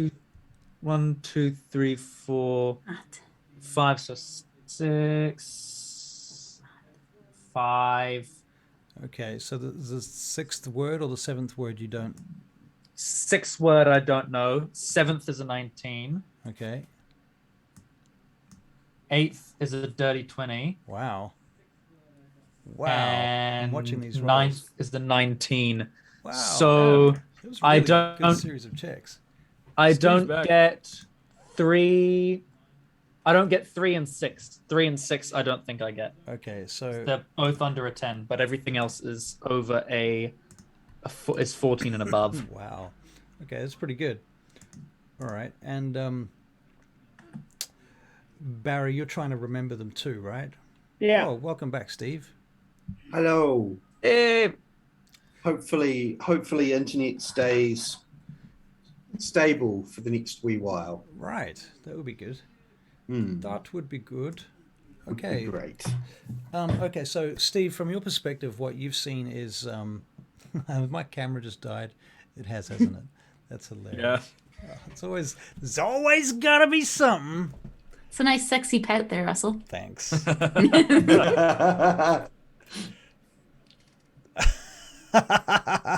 That's the effect I love.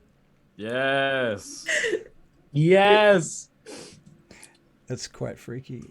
Best. And trying again. Here we go. Okay, so Steve, you're sitting at the table making eyes and playing footsies with Lady Verdania. When Orika leaves the room with Lady Talandaran, the mother, Gudael's mother. And so they don't come back anytime soon. And then Roland the Bard comes back from outside and comes up next to Adrik and he's like, come, we need to talk. So they leave the room. I don't know if you were there for that. I missed the point the exact point at which you dropped out. I was there for the end of that. Okay, so right. So they went outside and they had a conversation. And then Gudael went plop on the table. At which point Edryn orchestrated a situation whereby some assistants and some servants ushered Lady Gudael out to a spare room. At which point, Lady, and because you weren't there, I've decided that Verdania kept you at the table for at least a couple of minutes. Now, at this point, you can choose, now that you're back, obviously, whether you want to stay with her there at the table or whether you would like to go investigate with your companions. I think I really should go and check on Dala. All right, I understand. She's your friend. You probably should. Yes. Sorry to leave you. But do come and find me before you go. alone. I would hate you to. Oh, of course. Yes. Quite right. Yes. I'll be back as soon as I can. Very And good. Leith will rush to wherever he saw Dala taken from. All right. Yeah. I'll miss you, my love. She's a little bit taken aback by that. Oh,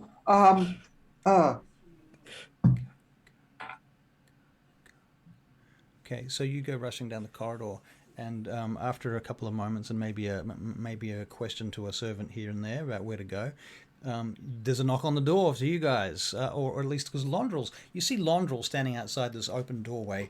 Edryn's kind of in the doorway, but now there's some other stuff going on because Edryn, are you writing shit down? Yes. Okay, so now no one's stopping anybody get through the doorway unless he's free to come in at this point. Unless Orika steps in. Orika will step in because. Okay, so well, he's standing in the middle with his chicken in one hand and his plate in the other, blocking the doorway, and Londrel's sort of trying to get a head round. He's like, "Milady, are you well? Are you well?" Oh, I'm sorry. Did you have a very pertinent question to ask her right now? Well, did you want to continue that line of questioning earlier, or are you happy? Are we happy where we are? Perhaps you're right. I apologize. I'm so excuse sorry. me. What's going on? Yes. Forgive me, please sir. make way for Leith. Leith, please come in. Yes. Londrel steps out of the way, and the door slams in his face as Leith steps in. There was a pretty concerning situation out there. What's happened? Good to say. Gudael had a moment again, and she woke up. The boy outside started asking impertinent questions, and then Gudael woke up and started saying weird words. So we took them down as best we could. I didn't understand a word. Have you copied them down? As best I could. It's phonetically, so I don't think it's spelt right, and I didn't quite get the third or sixth word. I didn't get it. You want chicken now? So, Gudael, are you still repeating the words to yourself? But I'm trying, but I think some of them are fading, aren't they? Right. Can you make a perception check for each word? See if you can get the ones that Edryn's missing. Okay. So I got a 14 for the first. Okay. And then a 13. Okay, good. And a 15. Okay, so you've got the third word. That's one of the ones Edryn's missing. Cool. And a 10. Yeah. 11. Yeah. 18. Excellent. You got the other one that Edryn was missing. Oh, fab. Okay. 5. Does it guess the others don't matter, do they? They don't matter so much. But I mean, you might as well just double check them. So you got the last two definitely, but you missed the seventh one by the looks of it. Okay, Adrik, you finish your conversation with Roland. You head back into the dining room. All your friends are gone. Shit. And Lady Verdania comes around your side of the table and she says, I might be able to help you. I believe your companions are just down the hallway and to the left, and there's going to be, you find a room there.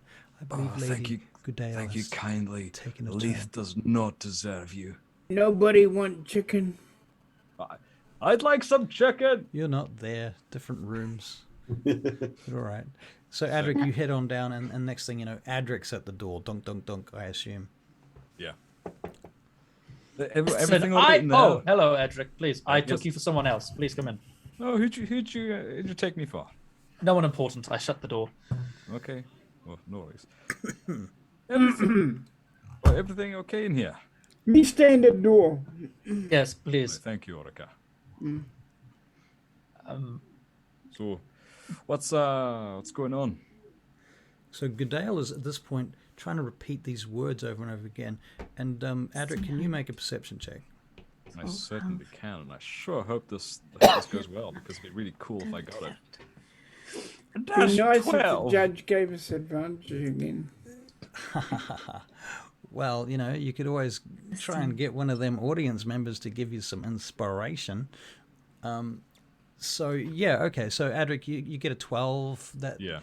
You, for a minute there, you think she's speaking giant. Like what?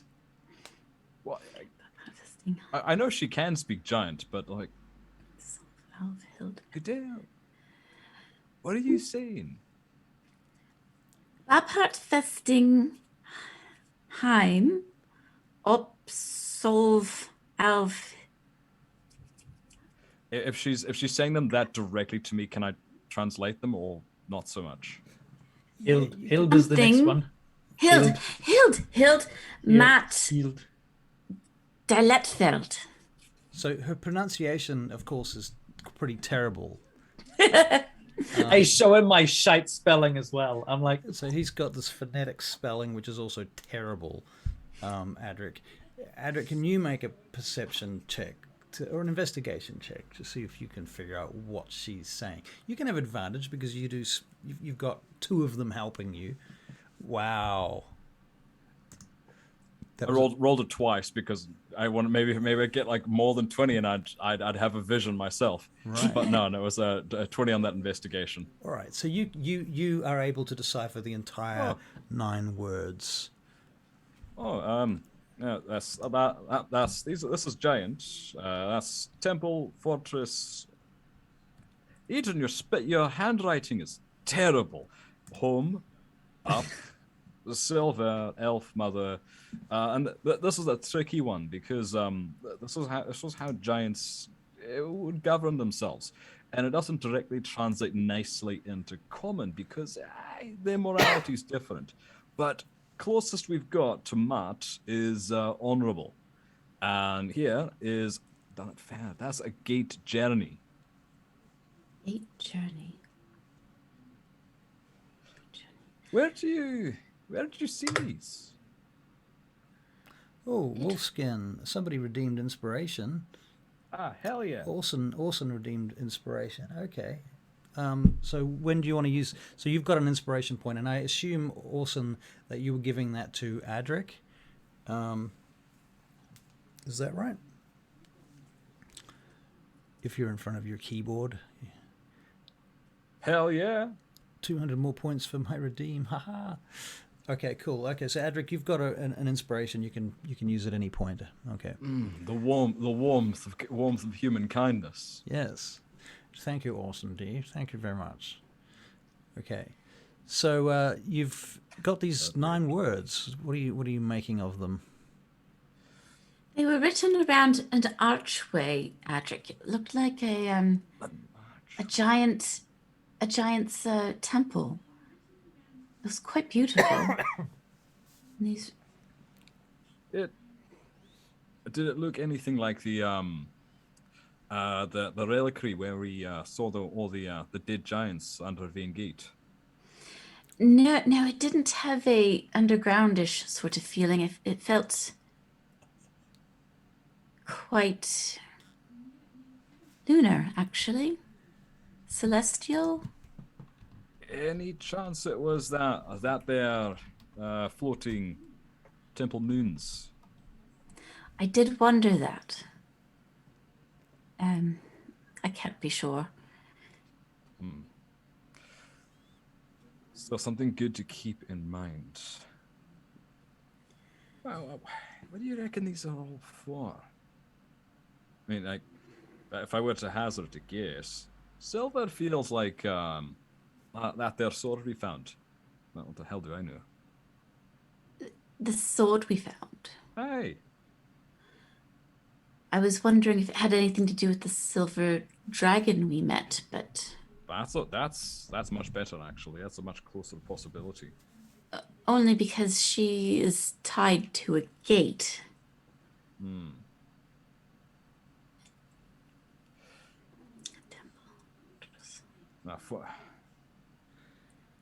What's Leith making of this conversation at present? Not quite understanding what's going on. What are these? What are these words? What talking about? They were written as runes on an archway that I saw in my vision. So I don't know. I don't know what it means. In your vision? Oh, that's a little bit unusual for a vision, isn't it? All the visions seem to be a bit unusual, but... Well, yes, that's true. Well, if gods were to speak straight, they'd lose their mystique, wouldn't they? Suppose you're right. Adrik. Waste of time. Why don't they just go here, kill this, do that? No, it's always something about a gate and a metaphor. Stupid. That would be nice and direct and probably point us in the right direction. Yes. I think Gudael's probably got the right of it. That something involving the Silver Dragon, our journey into a fortress that involves a gate. That's fortress-like. Temple Fortress Home. Would the Temple Fortress Home be the same building, or would it be... If I were to hazard a guess, I'd wager that the temple is about the temple you saw. Unless we're speaking about one of the daughter's temples down here. Oh, that doesn't quite feel right to me. You're not encountered any giant writing in the temples, have you? Gudael, can you make a history check, please? Might not be a good place to talk about it. The 22 total. 22 total, okay. Thinking about it, and you've never been admitted to certain parts of the Solanor Temple because you've always been too much of an acolyte to sort of, you're not high enough up the ranks. You have not done enough gradings yet to have achieved status that would allow you full access to all the rooms in the temple, and very few clerics, to be fair, in the temple have. But you believe there are giant artifacts and relics kept by the Daughters of Twilight? Well, the daughters do collect relics, some of which have belonged to giants, and I'm sure there must be runes on some of them. Then perhaps it might be worth a visit. Perhaps. What if the temple was Tarsellis, the fortress was the fortress in the Suffrance, and the home was my home? Mm-hmm. There could be something here. Oh, it's a good thing we've a place to stay later. Ooh. So, when we return to our lodgings, we can break into the Tarsellis and have a good look in there. Though, where it loses me, because up there, maybe, but where it loses me is elf, because could it be more vague? Does say mother. That's actually more vague. You're right. Yes. Oh. I might, since I'm home, I might go with maybe it means my mother, and just perhaps, I don't know. Edryn, can you make an Arcana check, please? I can most certainly do that. Oh boy. I think that because Gudael is describing this whole thing to you, because it was 25. Her vision. Was it 25? 25.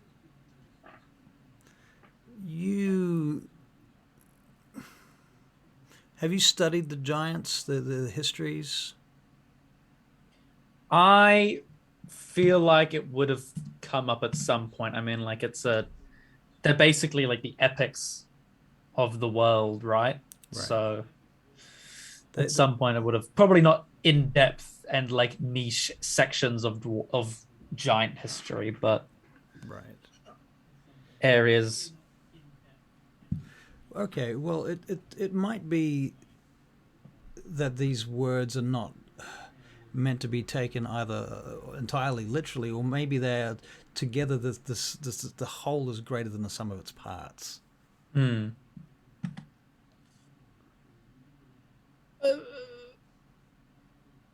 Are we sure it's literal? I mean, a lot of writings, especially on important places, are a little bit more metaphorical, aren't they? A little bit more poetic. And it was on an arch. It was not like they were on separate pillars. They were on one, essentially, line of writing.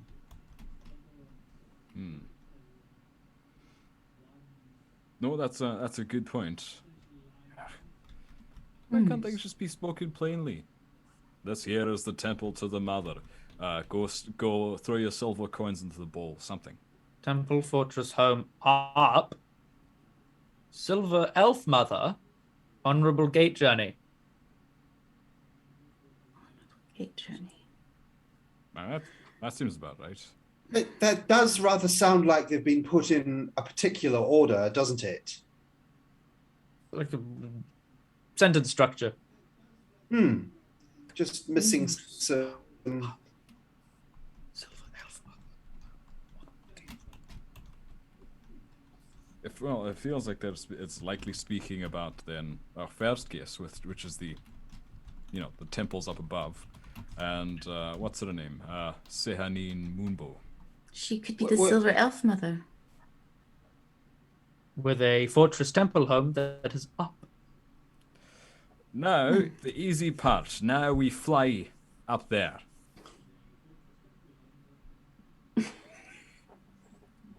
It does mention a gate journey. This is true. Now we just need to find a way to board and embark and fly. The gate downstairs. The entranceway. The arch. If we got all the 4 keys. Wasn't and we wanted it Russell, because the idea would be. Oh yeah, sorry, Steve. Oh, I just want to ask you a question, Russell. The woman that we met last episode at the tea house. Yeah. She was what sort of a dragon? Silver. Leith is going to chime up and say, "What? Could the silver possibly be denoting the dragon?" Aye. Well, perhaps it's we kindly ask her to unglamour herself of it. Fly us up there? Fly us up. Aye. What if, you know how we were considering if we were to have all 4 keys, where the archway would lead, and we thought, well, if all 4 keys were the elemental planes and all the elemental planes create the material plane, then obviously the arch would lead somewhere in particular. What if when we had all 4 keys and the Shadowfell arch turned into a material plane arch, and that arch went to somewhere specific, such as up, or the archway that Gudael saw? That's a mighty fine guess. It's good a guess as I think anything we've guessed so far. But Dunk, dunk, dunk, dunk, dunk, dunk, dunk, dunk on the door. Yes. Sorry. Does anyone open the door? Me open door. Ilandor Talandaran, Gudael's father, Supreme Commander of the Black Guard, stands outside the door. He says, "I've come to check upon my daughter. Is she well?" Yes, my lord. He stands aside. He strides in. What do you guys do? Would you like some time alone? No, it's fine. I've just come to see that she's well and alive. You are well and alive, Gudael? Yes, Father, I am both. A bit thirsty. Thirsty. I shall have a servant bring you some water, mead, honey mead, moon wine. Water will be fine. Thank Very you. well. I am concerned about these fits. You're still having them. Well, yes. He kneels down next to you and he seems concerned. One of the few times in your life he's literally seemed concerned. And he leans forward. You are well then?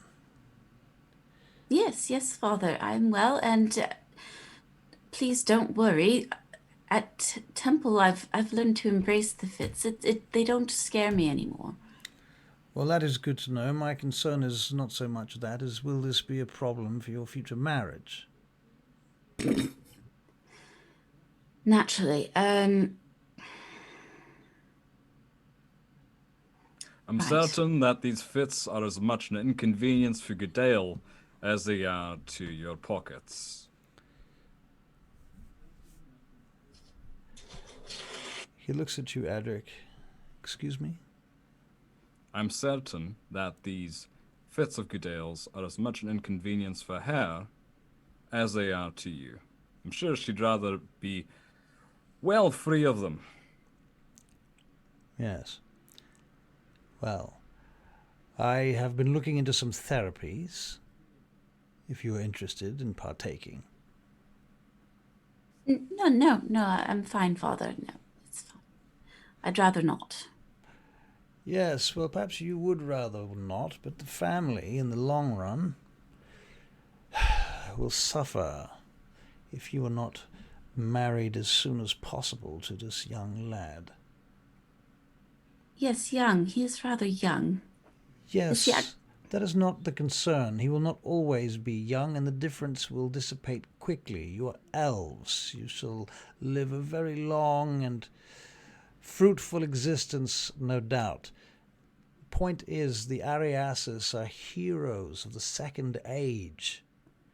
It was them that drove off the giants. Their name in connection with ours will carry much favour with the king and with the High Council. But our name is already connected.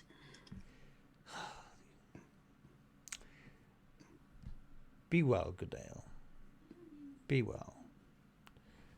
He turns and leaves. I shall fetch you some water. Thank you, Father. I do not want any of his therapies. Well, if we manage to do our job right, we'll be out of here mighty soon. I should very much like to get the Packard out of here. Aye. Speaking of elsewhere, I had a very nice chat with Roland. Remember that bard? I Thought he was familiar. he Yes. almost gave us away in the bloody dining hall. I was talking to Herman and he called him Roland. You all right, Orika? Might not be good place to have discussion of self here. Fair point. Fair point.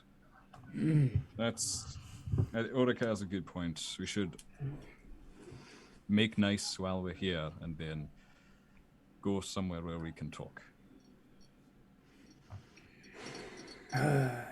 Mystralath. Mystralath. Leith Mystralath. Yes. The words. Yeah. The words from the archway. Yes. Yes, the words from the archway. It is the name of a destination.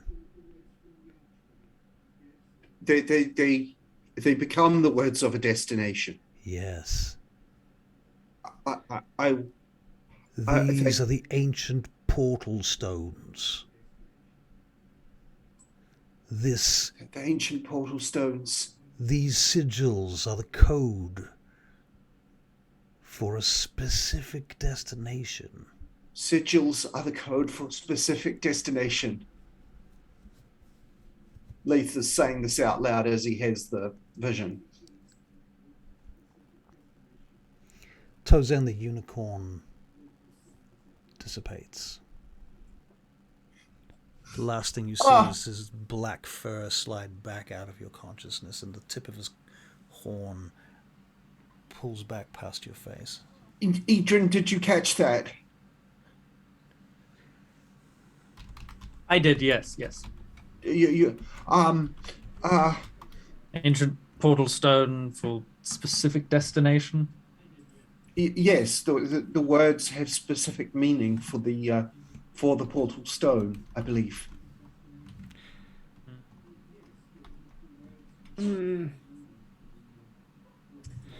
So just reading the chat there for a moment, if you guys will pause for a second. Unfortunately our cameras are bung for tonight, so we're stuck with the Zoom camera business.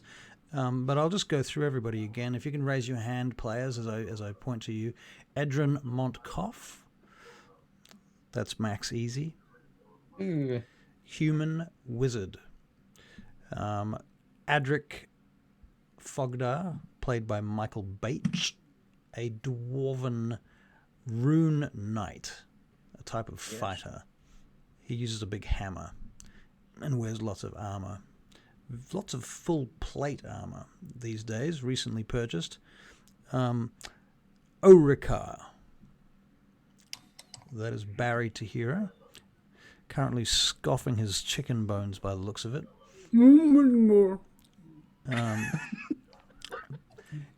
Gudael Talandaran. That's Joanna Grotenhouse. So she's a high elven cleric of the Daughters of Twilight, dedicated to the goddess Sehanine Moonbow, who was destroyed and sent to hell some time ago by the Orcan god Grumsh, who she wishes to redeem.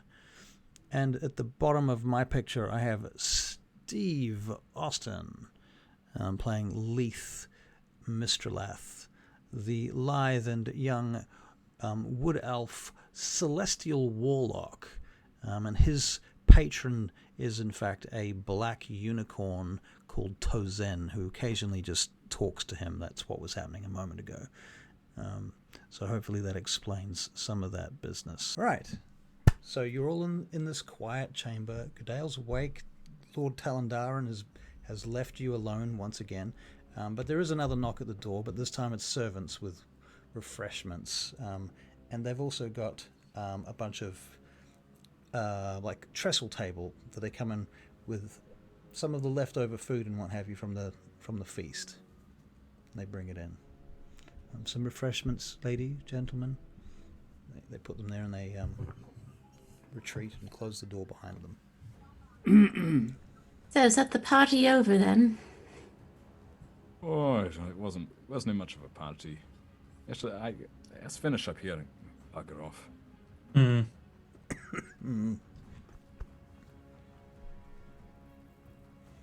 So you ain't seen nothing till you've seen Orcan party. Orcan party, good party. You should see my Uncle Gadolf's parties. Oh. He says it's not a good party unless one person wakes up dead. Right. I like it, Uncle.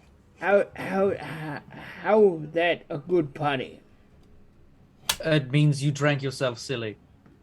Ah. Or had a very good time. Humans do that what a are lot. Orcan parties like? What are Orcan parties like? Well, when you're invited to them, like me, and thrown out all at the same time, they're very quick. Very quick. But we eat, we drink, and we wrestle. Wrestle for Oh my. days and days. Wrestle. Yes. And then we have the coupling. We have the coupling. Oh. The coupling is good. Nobody wanted to couple with Orika. Oh, Orika. No worry. Orika too big. Haha. Yeah. No one wanted to couple with Orika. But, fine. I just eat and drink then. I take you to Orcan party one day. I'm looking forward to it. Ah. Good orcan party. I shall invest in more armor then. Sounds like I might need it. There is another Yes. knock at the door. I do a range check. Come in. Me go open door. This time, when they open the door, there are 6 gleaming paladins in plate armor with helmets and plumes, spears, swords, shields, and the uniforms of the Daughters of Twilight. And in the center of them stands Iolanthra Imdrael. Gudael gets to her feet and then... Probably goes back to her knees. Yes, pretty much. Lady Gudael, I think this for you. Lady Iolanthra, I am so pleased to see you here today. She radiates light and majesty towards you and fills the air with this intoxicating electricity and energy that feels like love. She says, I am glad to see that you are well, Lady Gudael of the Talandaran. I have brought you a gift. I have been made aware that you have been betrothed. You can make an insight check. Ooh, 24. 24. You see the tiniest little flinch in her features as she says the word betrothed. Yes, well, I'm not exactly looking forward to it. It's She steps forward and she puts a finger to her lips. She says, no need. I have a gift for you.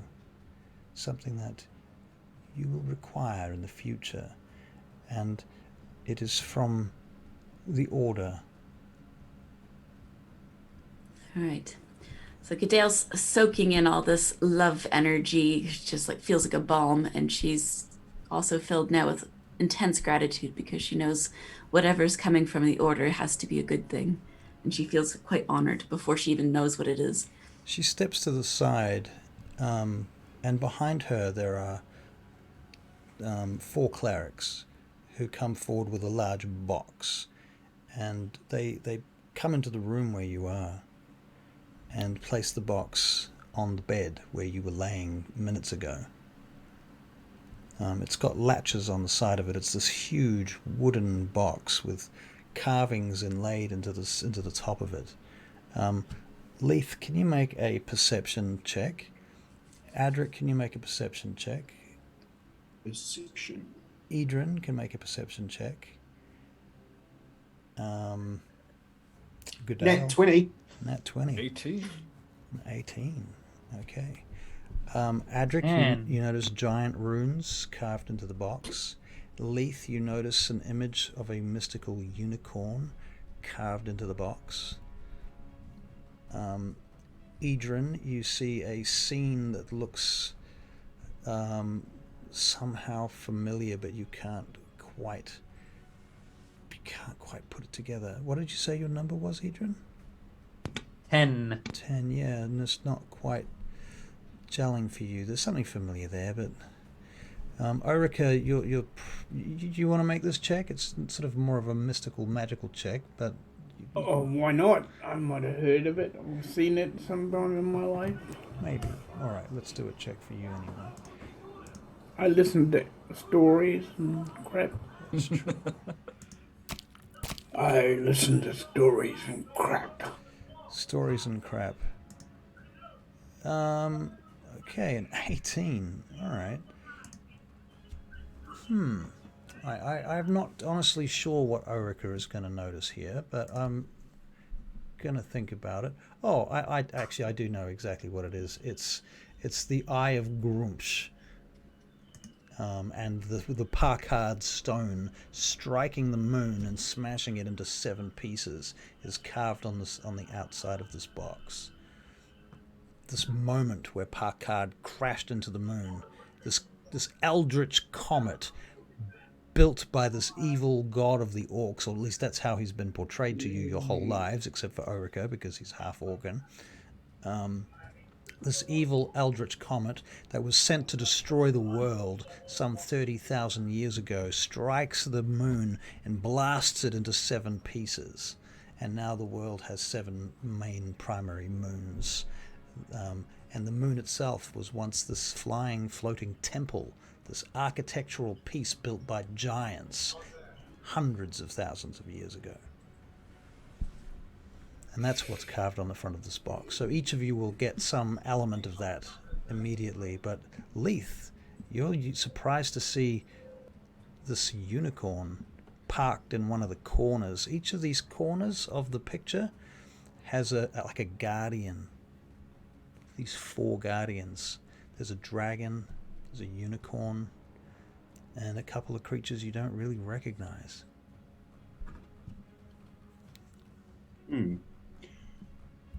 That's very strange. I certainly recognize the unicorn on the box. Everyone, it's it is my patron, the unicorn that I have told you about. That's what he looks like. Yeah, something similar. Yes. It is a bearded unicorn in the picture. Oh, well, not completely, but Tozen, of course, has a beard, but he's black. Yeah. It's certainly black and has a beard, so I'm thinking it may be a representation of him. They are handsome beasts, aren't they? Very, very. A little intimidating at times as well. Iolanthra looks at you, Leith, while you're having this conversation. Truly, you speak with a creature such as this in visions? Yes. He is where I have acquired my powers from. You have powers? Of a sort, yes. Iolanthra looks at you, Leith, and speaks directly into your mind, and she says, "Your loose lips will be your death, Leith Mystralath. You must learn to be more careful with your words." You are in the house of the snake. Leith will do his best to speak in his mind back. I'm doing my best. It's hard to know who to trust. Trust no one, Leith Mystralath. Trust no one. Certainly not within the confines of these walls. You are in the house of the Supreme Commander of the Black Guard, he that would destroy all magic. Admitting that you have powers here is a foolish mistake.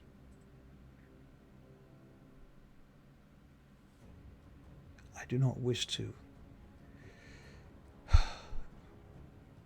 hurt your core, for I have only love for you, but I wish to protect you. You must be careful. I appreciate that. Thank you. It is my suggestion that you cultivate something of another person within you, whom you can be within these walls, so that you might be safe. I will focus my energies.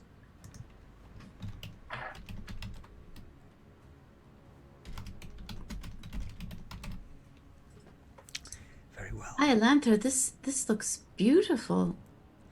Will you open it, Gudael? Yes, I will, please. And Gudael, I assume the latches are pretty simple, are they? Yes, very simple. You just click them open. And Yeah. while you're clicking them open, I'll take a moment to tell Barry that Orchid Twilight has just gifted you an inspiration point, Orchid, as far as I can tell. It seems she said the PC's name I don't know, the player that had his PC when I first came here. He refused to eat with the people in charge but did in the kitchen. I said, Orika, Barry Te Hira. She said, and I'm assuming Orchid Twilight is a she, I loved that roleplay that he did. He deserves an inspiration, or yeah, that's basically what she's saying. So there you go, Barry. Somebody loves your role playing and gives you an inspiration. Thank you very much. Thank you. Most appreciated. I agree. It is deserved. She says she is female, so I was right in my assumption. I don't feel so bad now. I would have felt stupid otherwise. Okay, so you open the latches, and you open the box. And Adrik, Adrik, you immediately recognize within this box is a suit of full plate armor. Except that it's free, and it's been built for her, and it's from the Daughters of Twilight. I love that you specified it's free. Sorry, I've got this. But not for you. I've got this gaping wound in my wallet. I'm familiar. So the reason I say that to anyone who's just watching this right now and sort of wondering what the hell we're talking about, Adrik a couple of episodes ago just spent an inordinate amount of gold on having some full plate armor built for his character by some dwarves down in the northern district of the city. And he went and negotiated with them, and we did this whole roleplay thing, and he had to try and bash them down to get them to do it for a reasonable price. And they had this army of dwarves building this full plate armor, and it took them days to do it. And finally he got it, and he's so pleased with himself. Gudael is just like, oh, I exist. And someone comes along and gives her some full plate armor. And it's very shiny, and it has gold inlays, and it has the Daughters of Twilight emblems marked into it. Yeah. Silver spoon has been in her mouth. Yes. Gudael, that's mighty fine armor there. It is magnificent. Isn't it? Has this been recently made, or has this just been in the armory for some time, or? She says, I was able to extract it from our dear friend Milmore Glass, who no doubt you are familiar with. I had him bring it forth from the tomb of our Saint Gwynestri Arundel Erothanae, saint from the Second Age. Oh. Well, that is an honor. Does it do anything? It protects. Aye, like any good piece of armor would. But if it's from a saint, then surely it's got a little, spice to it. I should leave that between Lady Gudael and the spirit of the saint herself, for it is hers to divine. Well, you keep your secrets. For such magical relics would not be considered appropriate, of course, you understand, Mr. Fogdar. She looks across at Leith momentarily. I'm sure our friend Leith here understands what I'm talking about. Yeah, I believe so, yes. She smiles. Right, fair point. Such a gift is naturally full of blessing from the gifter. Thank you so much. Now, I shall soon return to Vaingate, whereupon I shall be required to do war against the Barakyle envoy.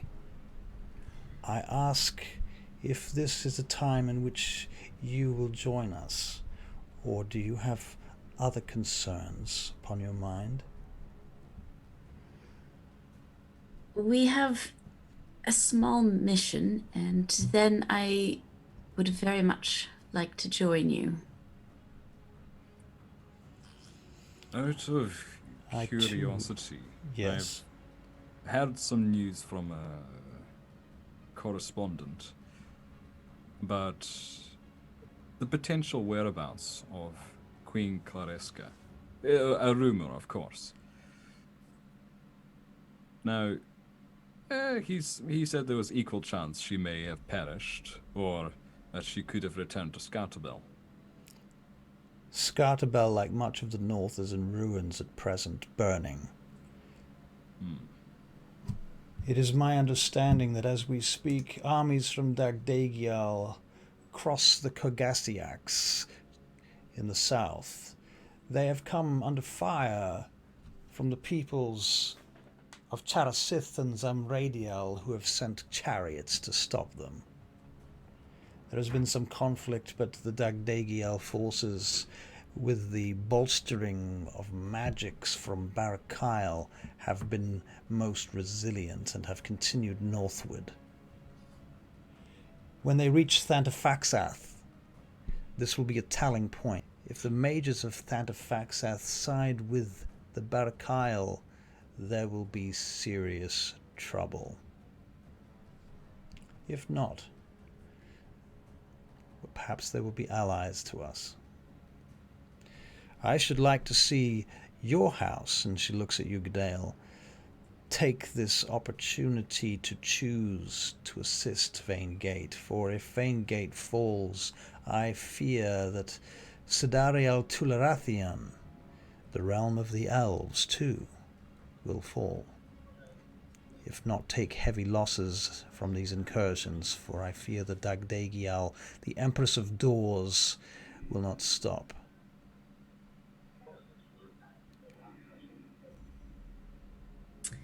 Yes. I too have other matters to attend to and must be quick on my way. Right. I will have to discuss with my, she looks around, team. Vaingate is certainly on our priority list. Of course. Well, perhaps we will have a moment before I leave in the days to come. I shall most likely leave the day after tomorrow. It will take that long before my provisions are met. Very good. I'm sure we'll have time for a meeting then. I should hope that with this gift you will be able to convince your family that you are deeply aligned with our cause, and the Daughters of Twilight are clearly your first priority. Yes, thank you. I think I needed something to bolster me in that direction. This may do the trick. I should not like to see you lost to the cause of petty squabbling among noble houses to obtain wealth and power. Iolanthra begins to turn.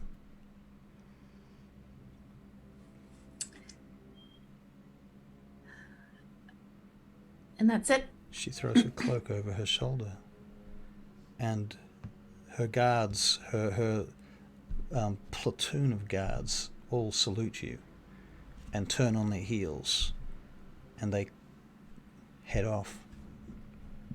And you notice there's a certain amount of not bitterness exactly, but discontent among the household staff at the presence of these fancy elven paladins and clerics that come storming in here and, you know, rattling around in their fancy armor.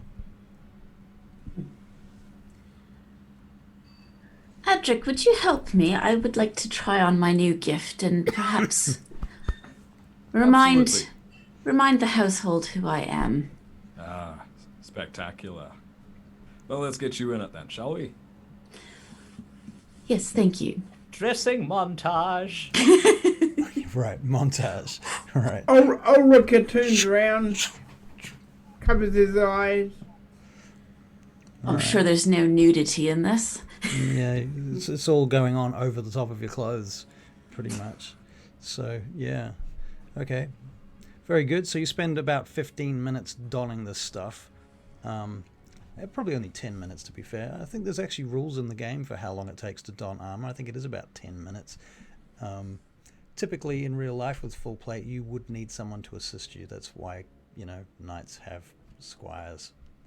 So, yeah. Okay. And you look quite impressive with all of this armor on. Out of game, it's going to be +1 full plate armor. That also gives you a +1 charisma modifier. Ooh. Excellent. Because I'm a filthy whore of a DM. And that's why we love you. Right. This, don't feel too badly, Adrik. You've got a hammer of thunderbolts hidden in a bag of holding somewhere. I don't feel bad at all. Excellent. Just checking. I love my hammer. I'm just waiting to get to level up enough to get the gauntlets. Right. So you can smash things.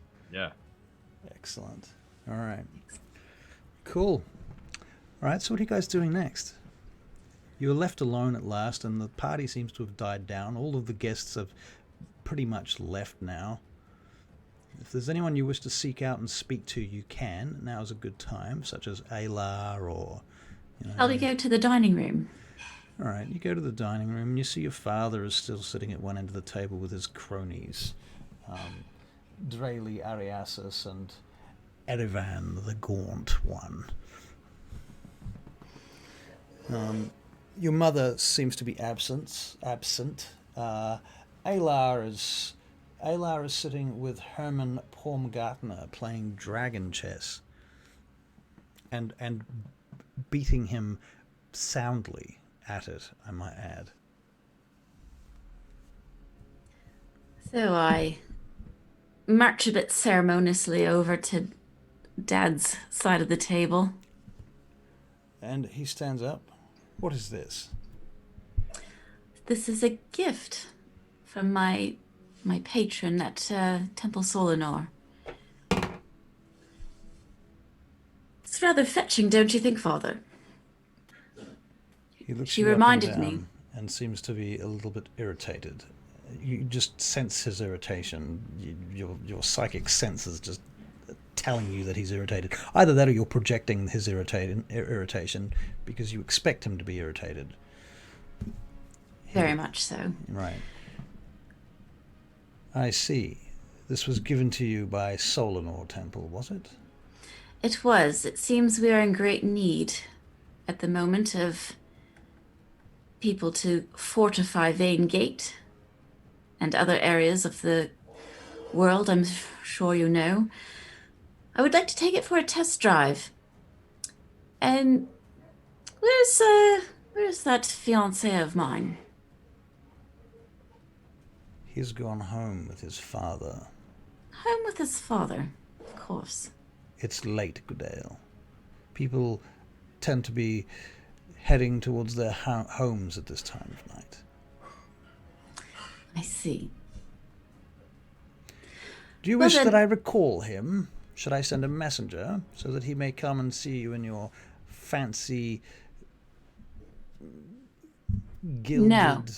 Let's let the dear boy have his rest. But, dear Father, do you recall we used to spar a bit? You and I? Well, not so much. It tended to be me and another family member most times. How about a little father-daughter sparring around the practice yard? It's not befitting, Gudael. Have you been drinking? Only the water? Need I explain to you that I am presently in negotiations with this fellow? We have things to discuss. Important matters. At this hour of night? At this hour of night, it is no concern to you. The security of Tularathion is of utmost importance. Your whimsical need to fight in the middle of the night is of no concern to me. Gudael, be gone. Be careful what you wish for. Gudael turns on her Keelan leaves.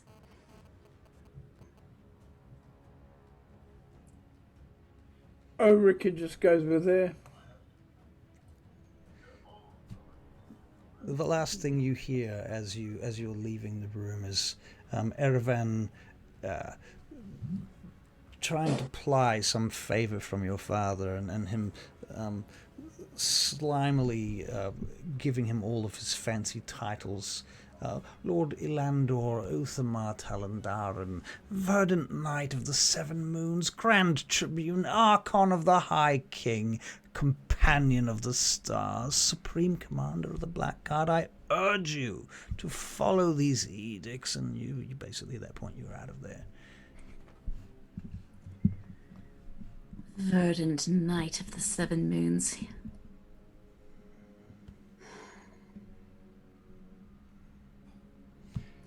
And I wish to did well. steal that title back. And so your companions leave House Talandaran and pour out onto the streets of Highbrook, whereupon, I imagine, tell me if I'm wrong, you head back to Tarsellis Temple, where you stay, where you have lodgings with the Daughters of Twilight. Alright, so you guys will make it back to the temple, and you find yourselves back in your apartments, as it were, this space that has 6 rooms and this courtyard in the center with this apple tree growing up through this hole in the center, this garden in the courtyard in the middle with this tree growing up out of the center through the roof. And it feels kind of eerie here right now, especially given what happened earlier in the day.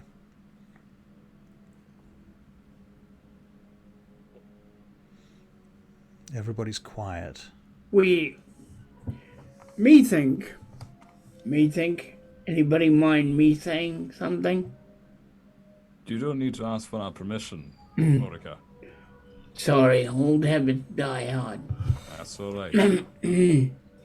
Me think we should get job done as quick as possible and leave this place. Aye.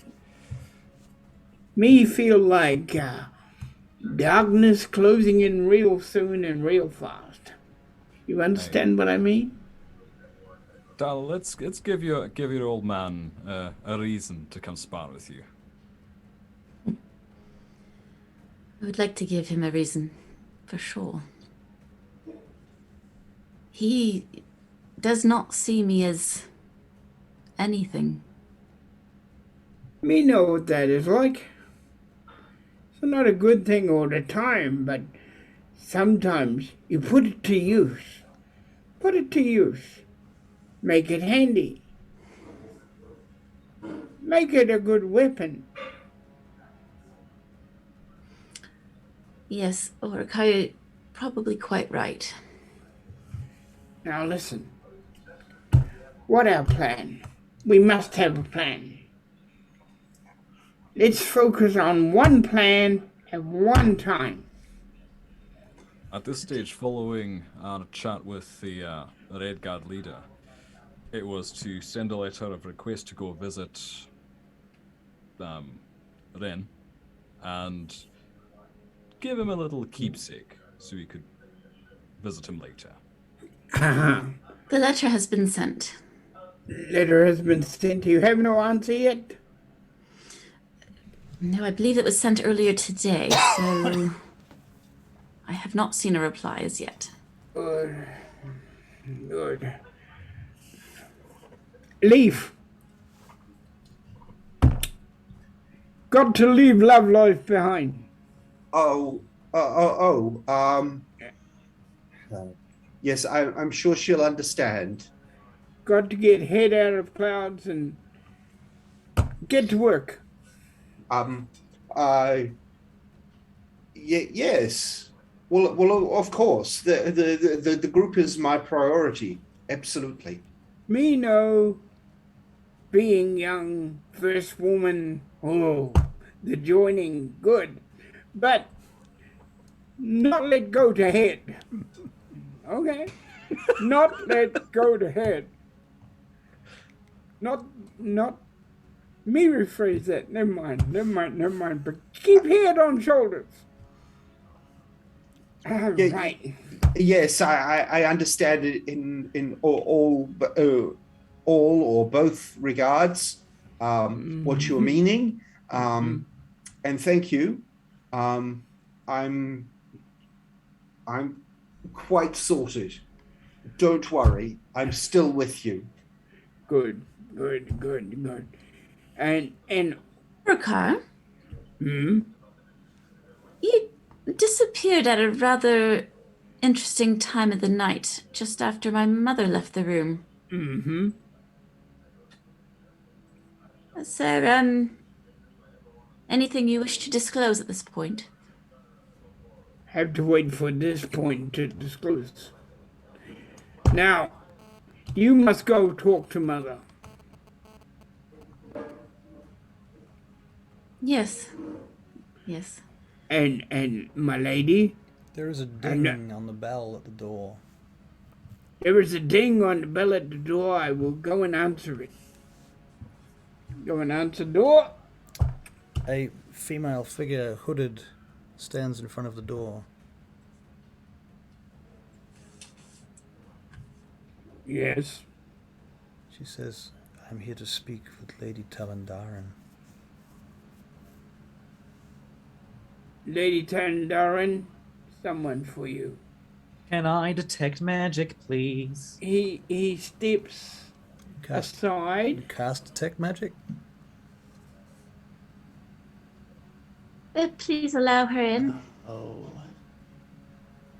This way. Follow me, please. What happened, Max? No, I don't think I will. Don't think you will? Well, I mean, like, I don't know who this person is. Okay, so the lady comes in, and Orika, do you shut the door behind her? Yes, but I'm right behind her and let her go in front of me. Right, so you step in behind her and close Yep. the door and seal her in, basically. Yeah. She casts back her hood, and lo and behold, and to your much surprise, your great surprise, it is, in fact, your mother, Gudael. Mother? What are you doing here? I've come to speak with you directly. Everybody, we go. And I'd just like to say out of game that I was planning this before you had that conversation.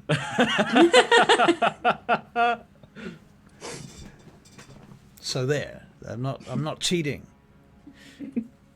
Why's my camera gone out of focus? Okay. So, yes. She says, I've come to speak to you directly, Gudael. This hour. Apparently Father has a problem with late hours. I'm not here to speak about your father. I'm here to speak about you and I. Do we have a private room here where we can speak? Your companions do not need to hear what we have to say to each other. Yes. I'll be leaving. Adrik's gonna go grab a jug of wine off a counter, and I'll be drinking outside. Thank you. And it's gonna wander out the door. Yeah, so I'll go into my room, just sort of. I imagine we could go into my chamber, Mother, and there's some chairs in there. Very good. Adrik, me drink outside with you. Adrik wanders back in and grabs 2 glasses. He was planning on just drinking out the jug. All All right, let's go. Goblets. That one. Yeah. All right. Okay, so, Gudael, you go into the room with your mother, and she says, your protector, Orika, spoke with me this evening, and he brought it to my attention that you know. I know. Yes. Not long. What is it that you think you know, daughter? You used to fit. As I do. Or something like it. The vision stopped for me. I made a grand mistake. You had visions as well? Yes, I defied I defied the visions. They came to me all my life until I married him, and he forced them away from me. His therapies? All of these things I tried until I realized what wrong I had done, for then King Durian died and King Ivran rose to power, and my visions could have stopped it if I had taken action when I had had the chance, Gudael. It was in my grasp, in my power, and I failed her. I failed Our Lady, Sehanine of the Moonbow. And all this time... You must not take my path, Gudael. Do not marry that boy. Run. I have Run. no intention of marrying that boy, Mother. Do you need money? I have jewels, small currency. You can carry it. Leave here. Follow your visions and do what you must. I will. I'm... Please, trust me. I can't make Father listen to me. I've tried. He will not listen to you. He will not listen to anyone. He is obsessed and taken that man, that gaunt man at the table. Do you remember him tonight? Arivian. Yes. He has a hold on him, as he has a hold on the king. A hold on him. Your father was not always like this.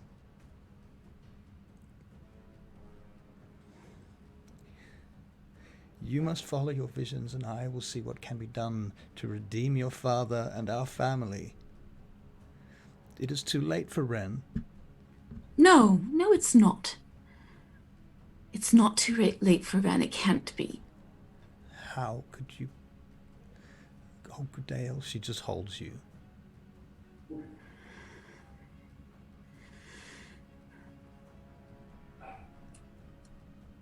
A long moment passes. I felt like a freak. It was never your fault, and it was... You did nothing. She cries. She weeps. I'm so sorry.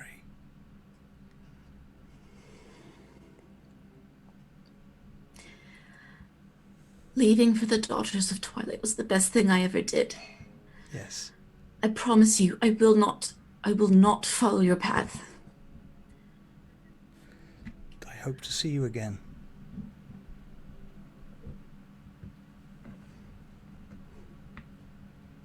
You look so magnificent and splendid in this armor. Did the Imdrail give it to you? She did. It's from an Earthonai saint. How splendid. Your father would have a fit. Yes, he didn't seem too pleased. He hates the Arathani. He hates them. He feels they've taken everything from us. He feels that we would have been the emperors of this kingdom if it had not been for them. Truly. Cannot be helped. He is a bitter man, and he has been corrupted by that gaunt one.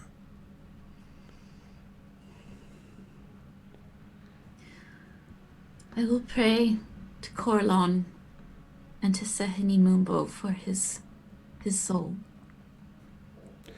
Yes. His spirit.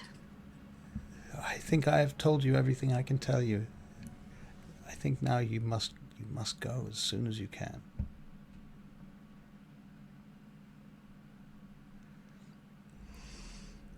Thank you, Mother. I suspect that the rest of the scene is them holding each other. This is essentially a goodbye, huh? Feels like it, doesn't it? Hmm. Meanwhile, Orika, Adrik, Edryn, you're outside? I'm not sure where Leith is. I'm in my room. You're in your room. Leith, were you outside? I'm a little unsure of where Leith is at the moment. I think he's going to stick to his room. Okay. Hmm. Well, there in your room becomes a forest. And the clamoring of horse hooves beats around you in the dirt. And the trees and the trunks of the trees and the leaves are all out of focus and soft focus in the background, and just the fur on the legs and the feet of the horse, black hooves. And then the horse kind of settles down next to you, this black unicorn. This is what it means to be trancing, isn't it? Yes, Mystralath, you are beginning to learn. Soon your destiny will awaken. I'm beginning to understand, but I'm a little lost and a little intimidated by what's around me. What is it that intimidates you? I guess I just feel somewhat out of my depth amongst the politics of this place and the machinations of what are going on. You have time, Mystralath. Much time. Much further to go. You will become a statesman of craft. Well, what does that mean? You will learn these games and excel. Exceed ever to more, Mystralath. Reach further, deeper. You will find powers within yourself you did not know you had. Open yourself to those powers. Yes, of course. I'm learning all the time from you, from those around me. You will find in time your will shall solidify. And one night you will wake up and you will find yourself a changed creature, a man, no longer a boy. And you will be certain of things.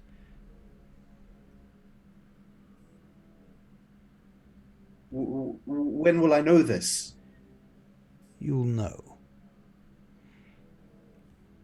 The elves about you do not realize this, but you are a Mystralath, and the Mystralath were the firstborn of Corellon.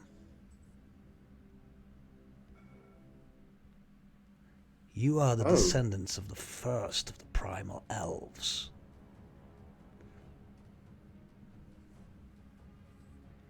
Your blood has power, potency. The high elves believe themselves to be so noble, but it is the true nobility among the wood elves that Corellon finds favor. It is this closeness with nature, the raw, unbridled, unpretentious, non-egoic nature.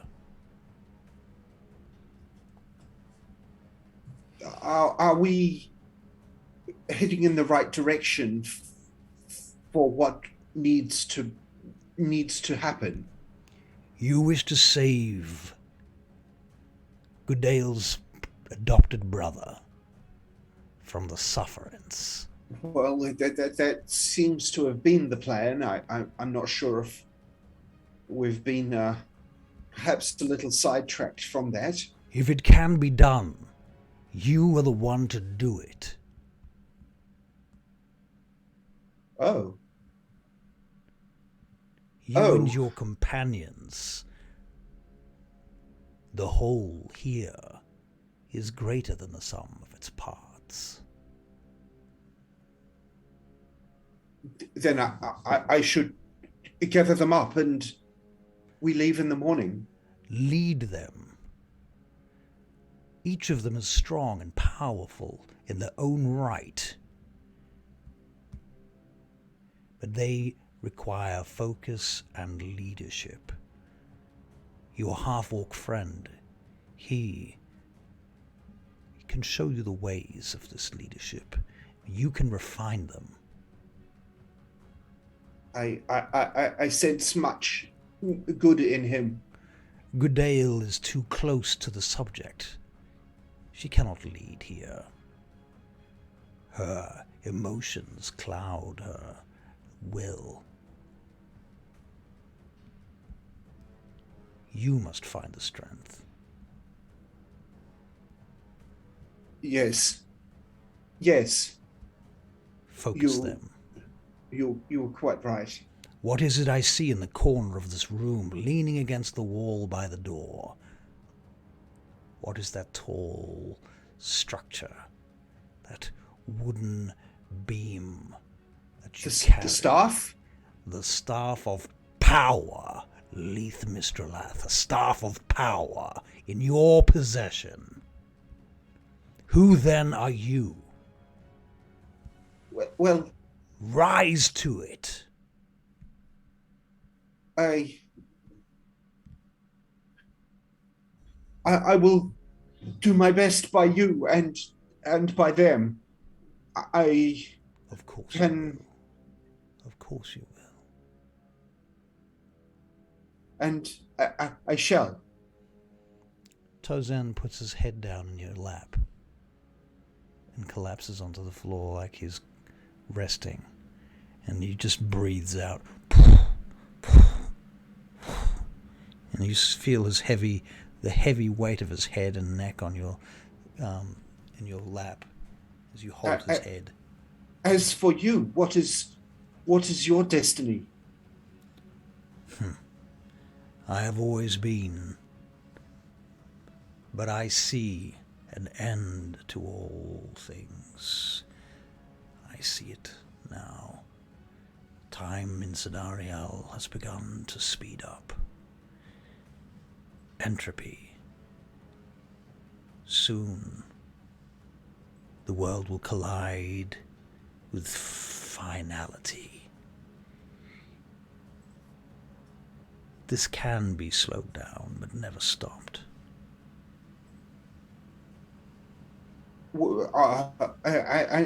And what can we, 5 mere mortals on this plane, do to stop that? You will not remain on this plane forever. There are gates. The first of which we have been directed towards? Seems to be the case, Mr. Lath. It seems to be the case. Yes.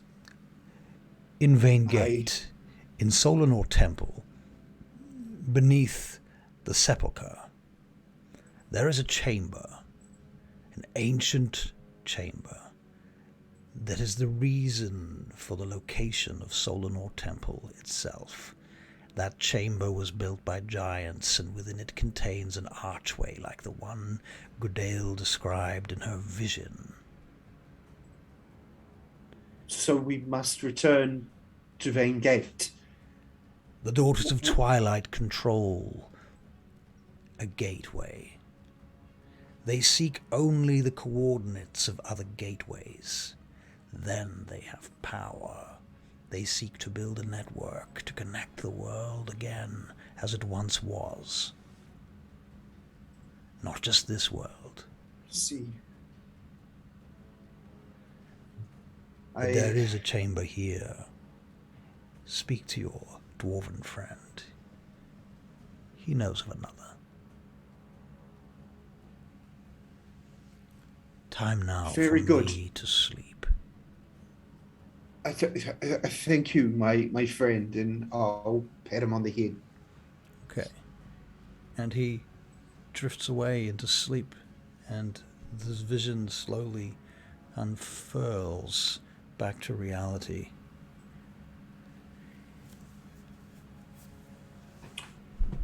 I will go and find Edric. Okay. Adrik's drinking, I think. Yeah, I'm how I imagine this. Adrik is going to go and sit on the steps outside the lodging and just drink there. No. Look, you throw the match into the, and if you get it in, you don't drink. If you This seems like a shite miss game. it, What's you drink. what's a match? The stick. Oh, stick. Okay. You throw the stick into the drink. No, that's a much better game. If you get the stick in the drink, then what you do is you don't drink. But if you miss, yeah. So Okay. have another Leith just go. comes and plonks himself down, quite quietly but deliberately, right next to Edric. Leith, do you want to go after me?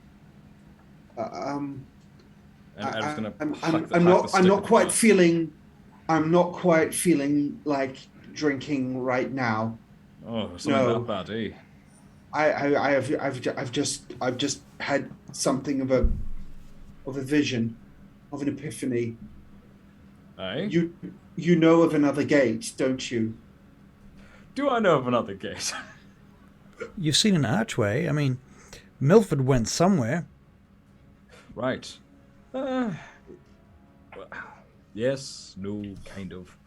It was the closest I can recall. Actually, no. It was where we lost Brixton. Oh. Well, the only other option, from what I know, is to return to Vaingate and use the one there. Otherwise, we must use the one that's near the Shadowfell entrance. I was thinking we should probably go to Vaingate anyway. I was afraid that might be the case. The city's been left for worse after we left. We left for a good reason. But seeing as Brixton can't liberate it himself, it falls upon us to do it for him.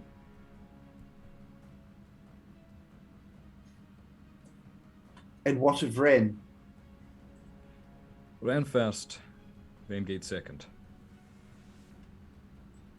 Very good.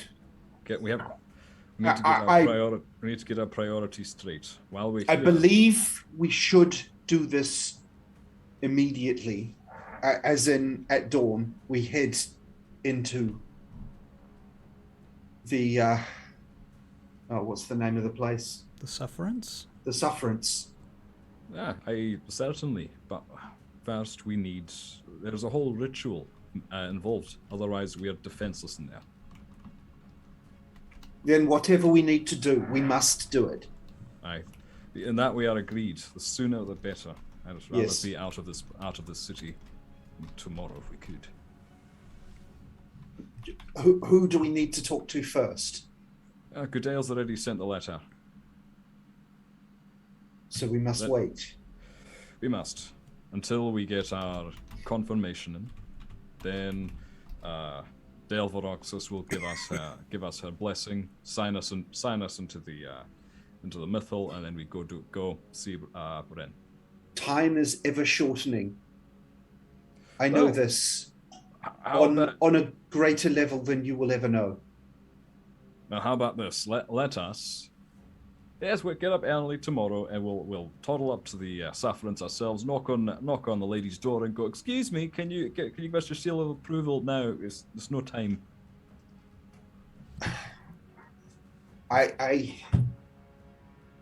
That was a legitimate suggestion. Oh, I thought you were being a little bit sarcastic there, actually. No, and I know it's difficult to tell sometimes, but no, that was a legitimate suggestion. I think we should hurry up the process. Yes. What's the worst that could happen? We could all end up dead all at once. Adrik's famous catch line. What's the worst that could happen? Well, then there's nothing to worry about, is there, Orika? Well, death comes to us all, I guess. Aye. But I would rather mine came, much A good sooner death. than later. Even though I like my cuts. And I like my tattoos. Well, And I like my souvenirs. I certainly think we should hasten this. But it has been my experience, and I have had much experience, that if we go too fast, we could do something wrong and make things worse. So let's do it right. Let's Yes, stick to but- the plan. There are still things we can do to hasten this plan and make sure that we are ahead of what is to come. Like what? Well, For instance. for a start, going and getting this letter approved or what have you. We're missing a part of the plan where we get Ren out. If we're going to be feigning his death, we need that there potion, of which we have two reliable sources that we can get that. Our contact here, or our contact in the city we came through before here, with the trees. What was that? I forget her name. What was her name? Are you talking about Lithian? Are you talking about Windwalker. Vashti Windwalker? Also, Vashti. Yeah. So we may have to go back there to get this potion made. There are no easy answers here, Leith. When did you start making plan? I feel didn't we make the plan. need. I just drew the lines together. We No, discussed this. what I am asking is, when did you make plan? Make plan before you come here, or make plan after you get here? The plan was modified as we went along, gathering information first, and then plan from there. Why did you not make potion before coming? Because we lacked the information to get him out. We knew that it was a mythal. We needed to figure out a way in first. So you did not bring potion with you. No. None of you had ability to bring potion with you. None of you knows how to make potion. None of us know how to make the potion, no. So we should return to her. Get the potion made, come back. Hopefully the letter will be approved by then. I say that Gudael wanders in around now. Mm-hmm. Potion making. Milford Hey. did that. Aye. Pardon? Milford, he was our well, I never thought of it, but he was the only one in our group that did potions.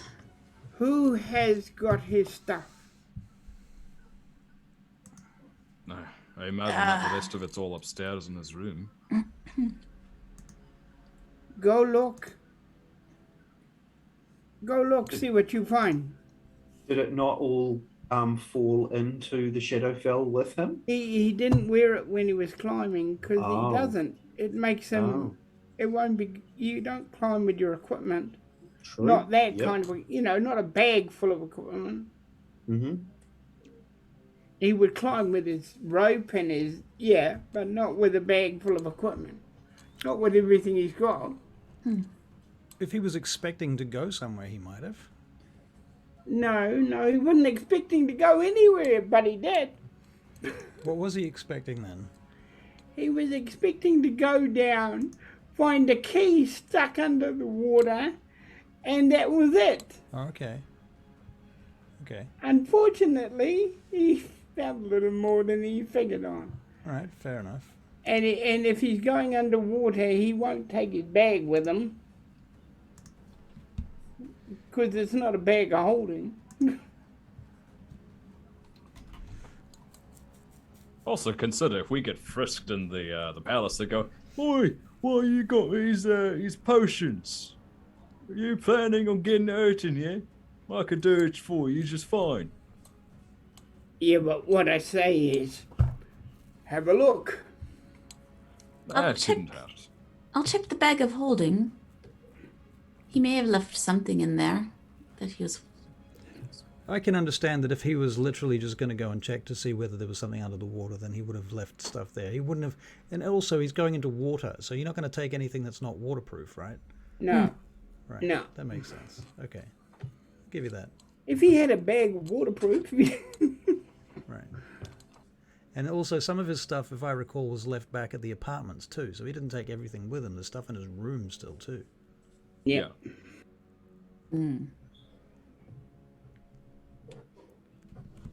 All right, Oh, don't let's go look, have a look. Gorm. Let's go and have a look. I don't know. All these creatures and none got brains between them. So, Edryn, Guten Abend. you're in your room. I am. What are you doing in your room? Edryn is currently.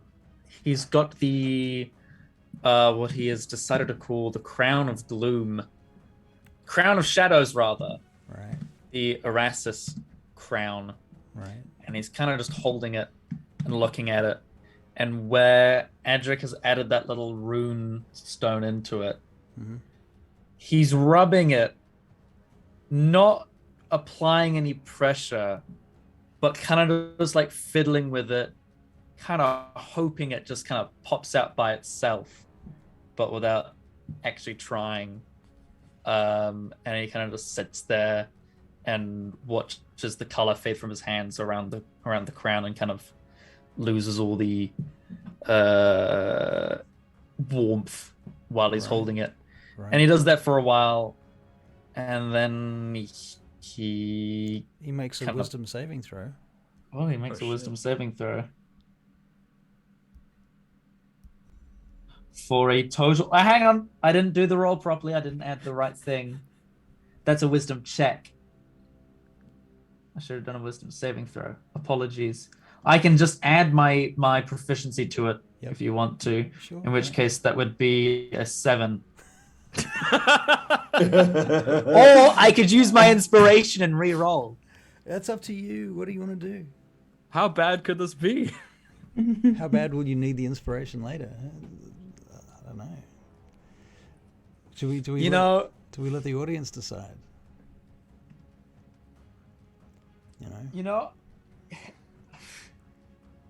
I think, Edryn sits there. He feels this thing kind of come at him a bit. And... Oh, new inspiration for you from Orson. Quick, Thank you, use Orson. this current one. I have this feeling that Edryn wants to fail this check. He feels this thing coming at him, and he's like, he tries to pull away. And then he remembers Adrik telling him to face shit and not always run away. And he kind of goes, okay. And he just kind of lets himself be consumed. Okay, well, the next thing... Why do you listen to me about this? Edryn, you find yourself raising the crown above your head, and you begin to lower it. And we're going to end the game there. Russell Kirkby, how fucking dare you?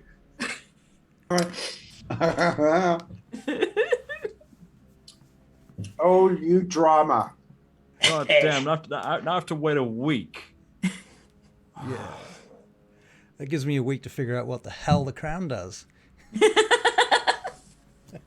Don't say that. You know exactly what the crown does. I do know my exactly favorite... what the crown does, but there's mechanics to that.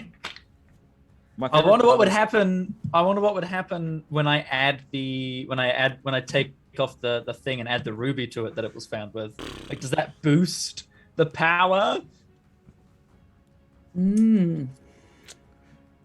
Is Adrik gonna feel something with the rubies? Like, that's not right. Wolfskin Witch says, leave us hanging, damn, awesome stream as always. Yay, thank you. Catch you all next Friday. Hope the internet is better to you, Steve, for the next time. Good night, all. Right. Twilight, this is getting real good. Yeah. Getting. Well, it's only been like 30 episodes getting this good. Yeah, the 29. This was our 29th episode, and that doesn't include some previous kind of prequel-y episodes and some side questy episodes. Also, if you are still watching, we are going to introduce a new player soon too. Another lady, Caitlin, is going to join us. I'm going to have to make everybody's pictures smaller so we can fit on the screen. Oh well. And yeah, or maybe 6 of us. Yikes! Maybe I'll just be able to use the screen real estate better somehow. I'll figure out a way. In any case, we'll do that. Yep. And don't everybody run away, because I think we're not going streaking, but we're going raiding, aren't we? We're going raiding. So stay here We're for a not second. going streaking. Go raid channel. Jump you all on another game. Awesome, gifted a sub to Wolfskin. Wow. Okay, guys, do we want to raid a big channel or a medium channel or a small channel, like a really small channel? Let's raid him. Zazira is Dungeons and Dragons with 4 players. Connor Dover is Dungeons and Dragons with 11 players, and Captain Robert has 59 players. Sorry, viewers I'm talking about, not players. I don't know how many players any of these people have. Let's go Captain Robert. Captain Robert? That's a cool name. All right, ladies and gentlemen, I'm sending you all to Captain Robert. Do enjoy your night, and thank you. We'll see you all next week. Okay, bye, folks. See you next week. See you later. Bye. See you later. Bye. Yeah. And off they go. We're hitting up Captain Robert and raid now. Off we all go, right? There we go. End stream.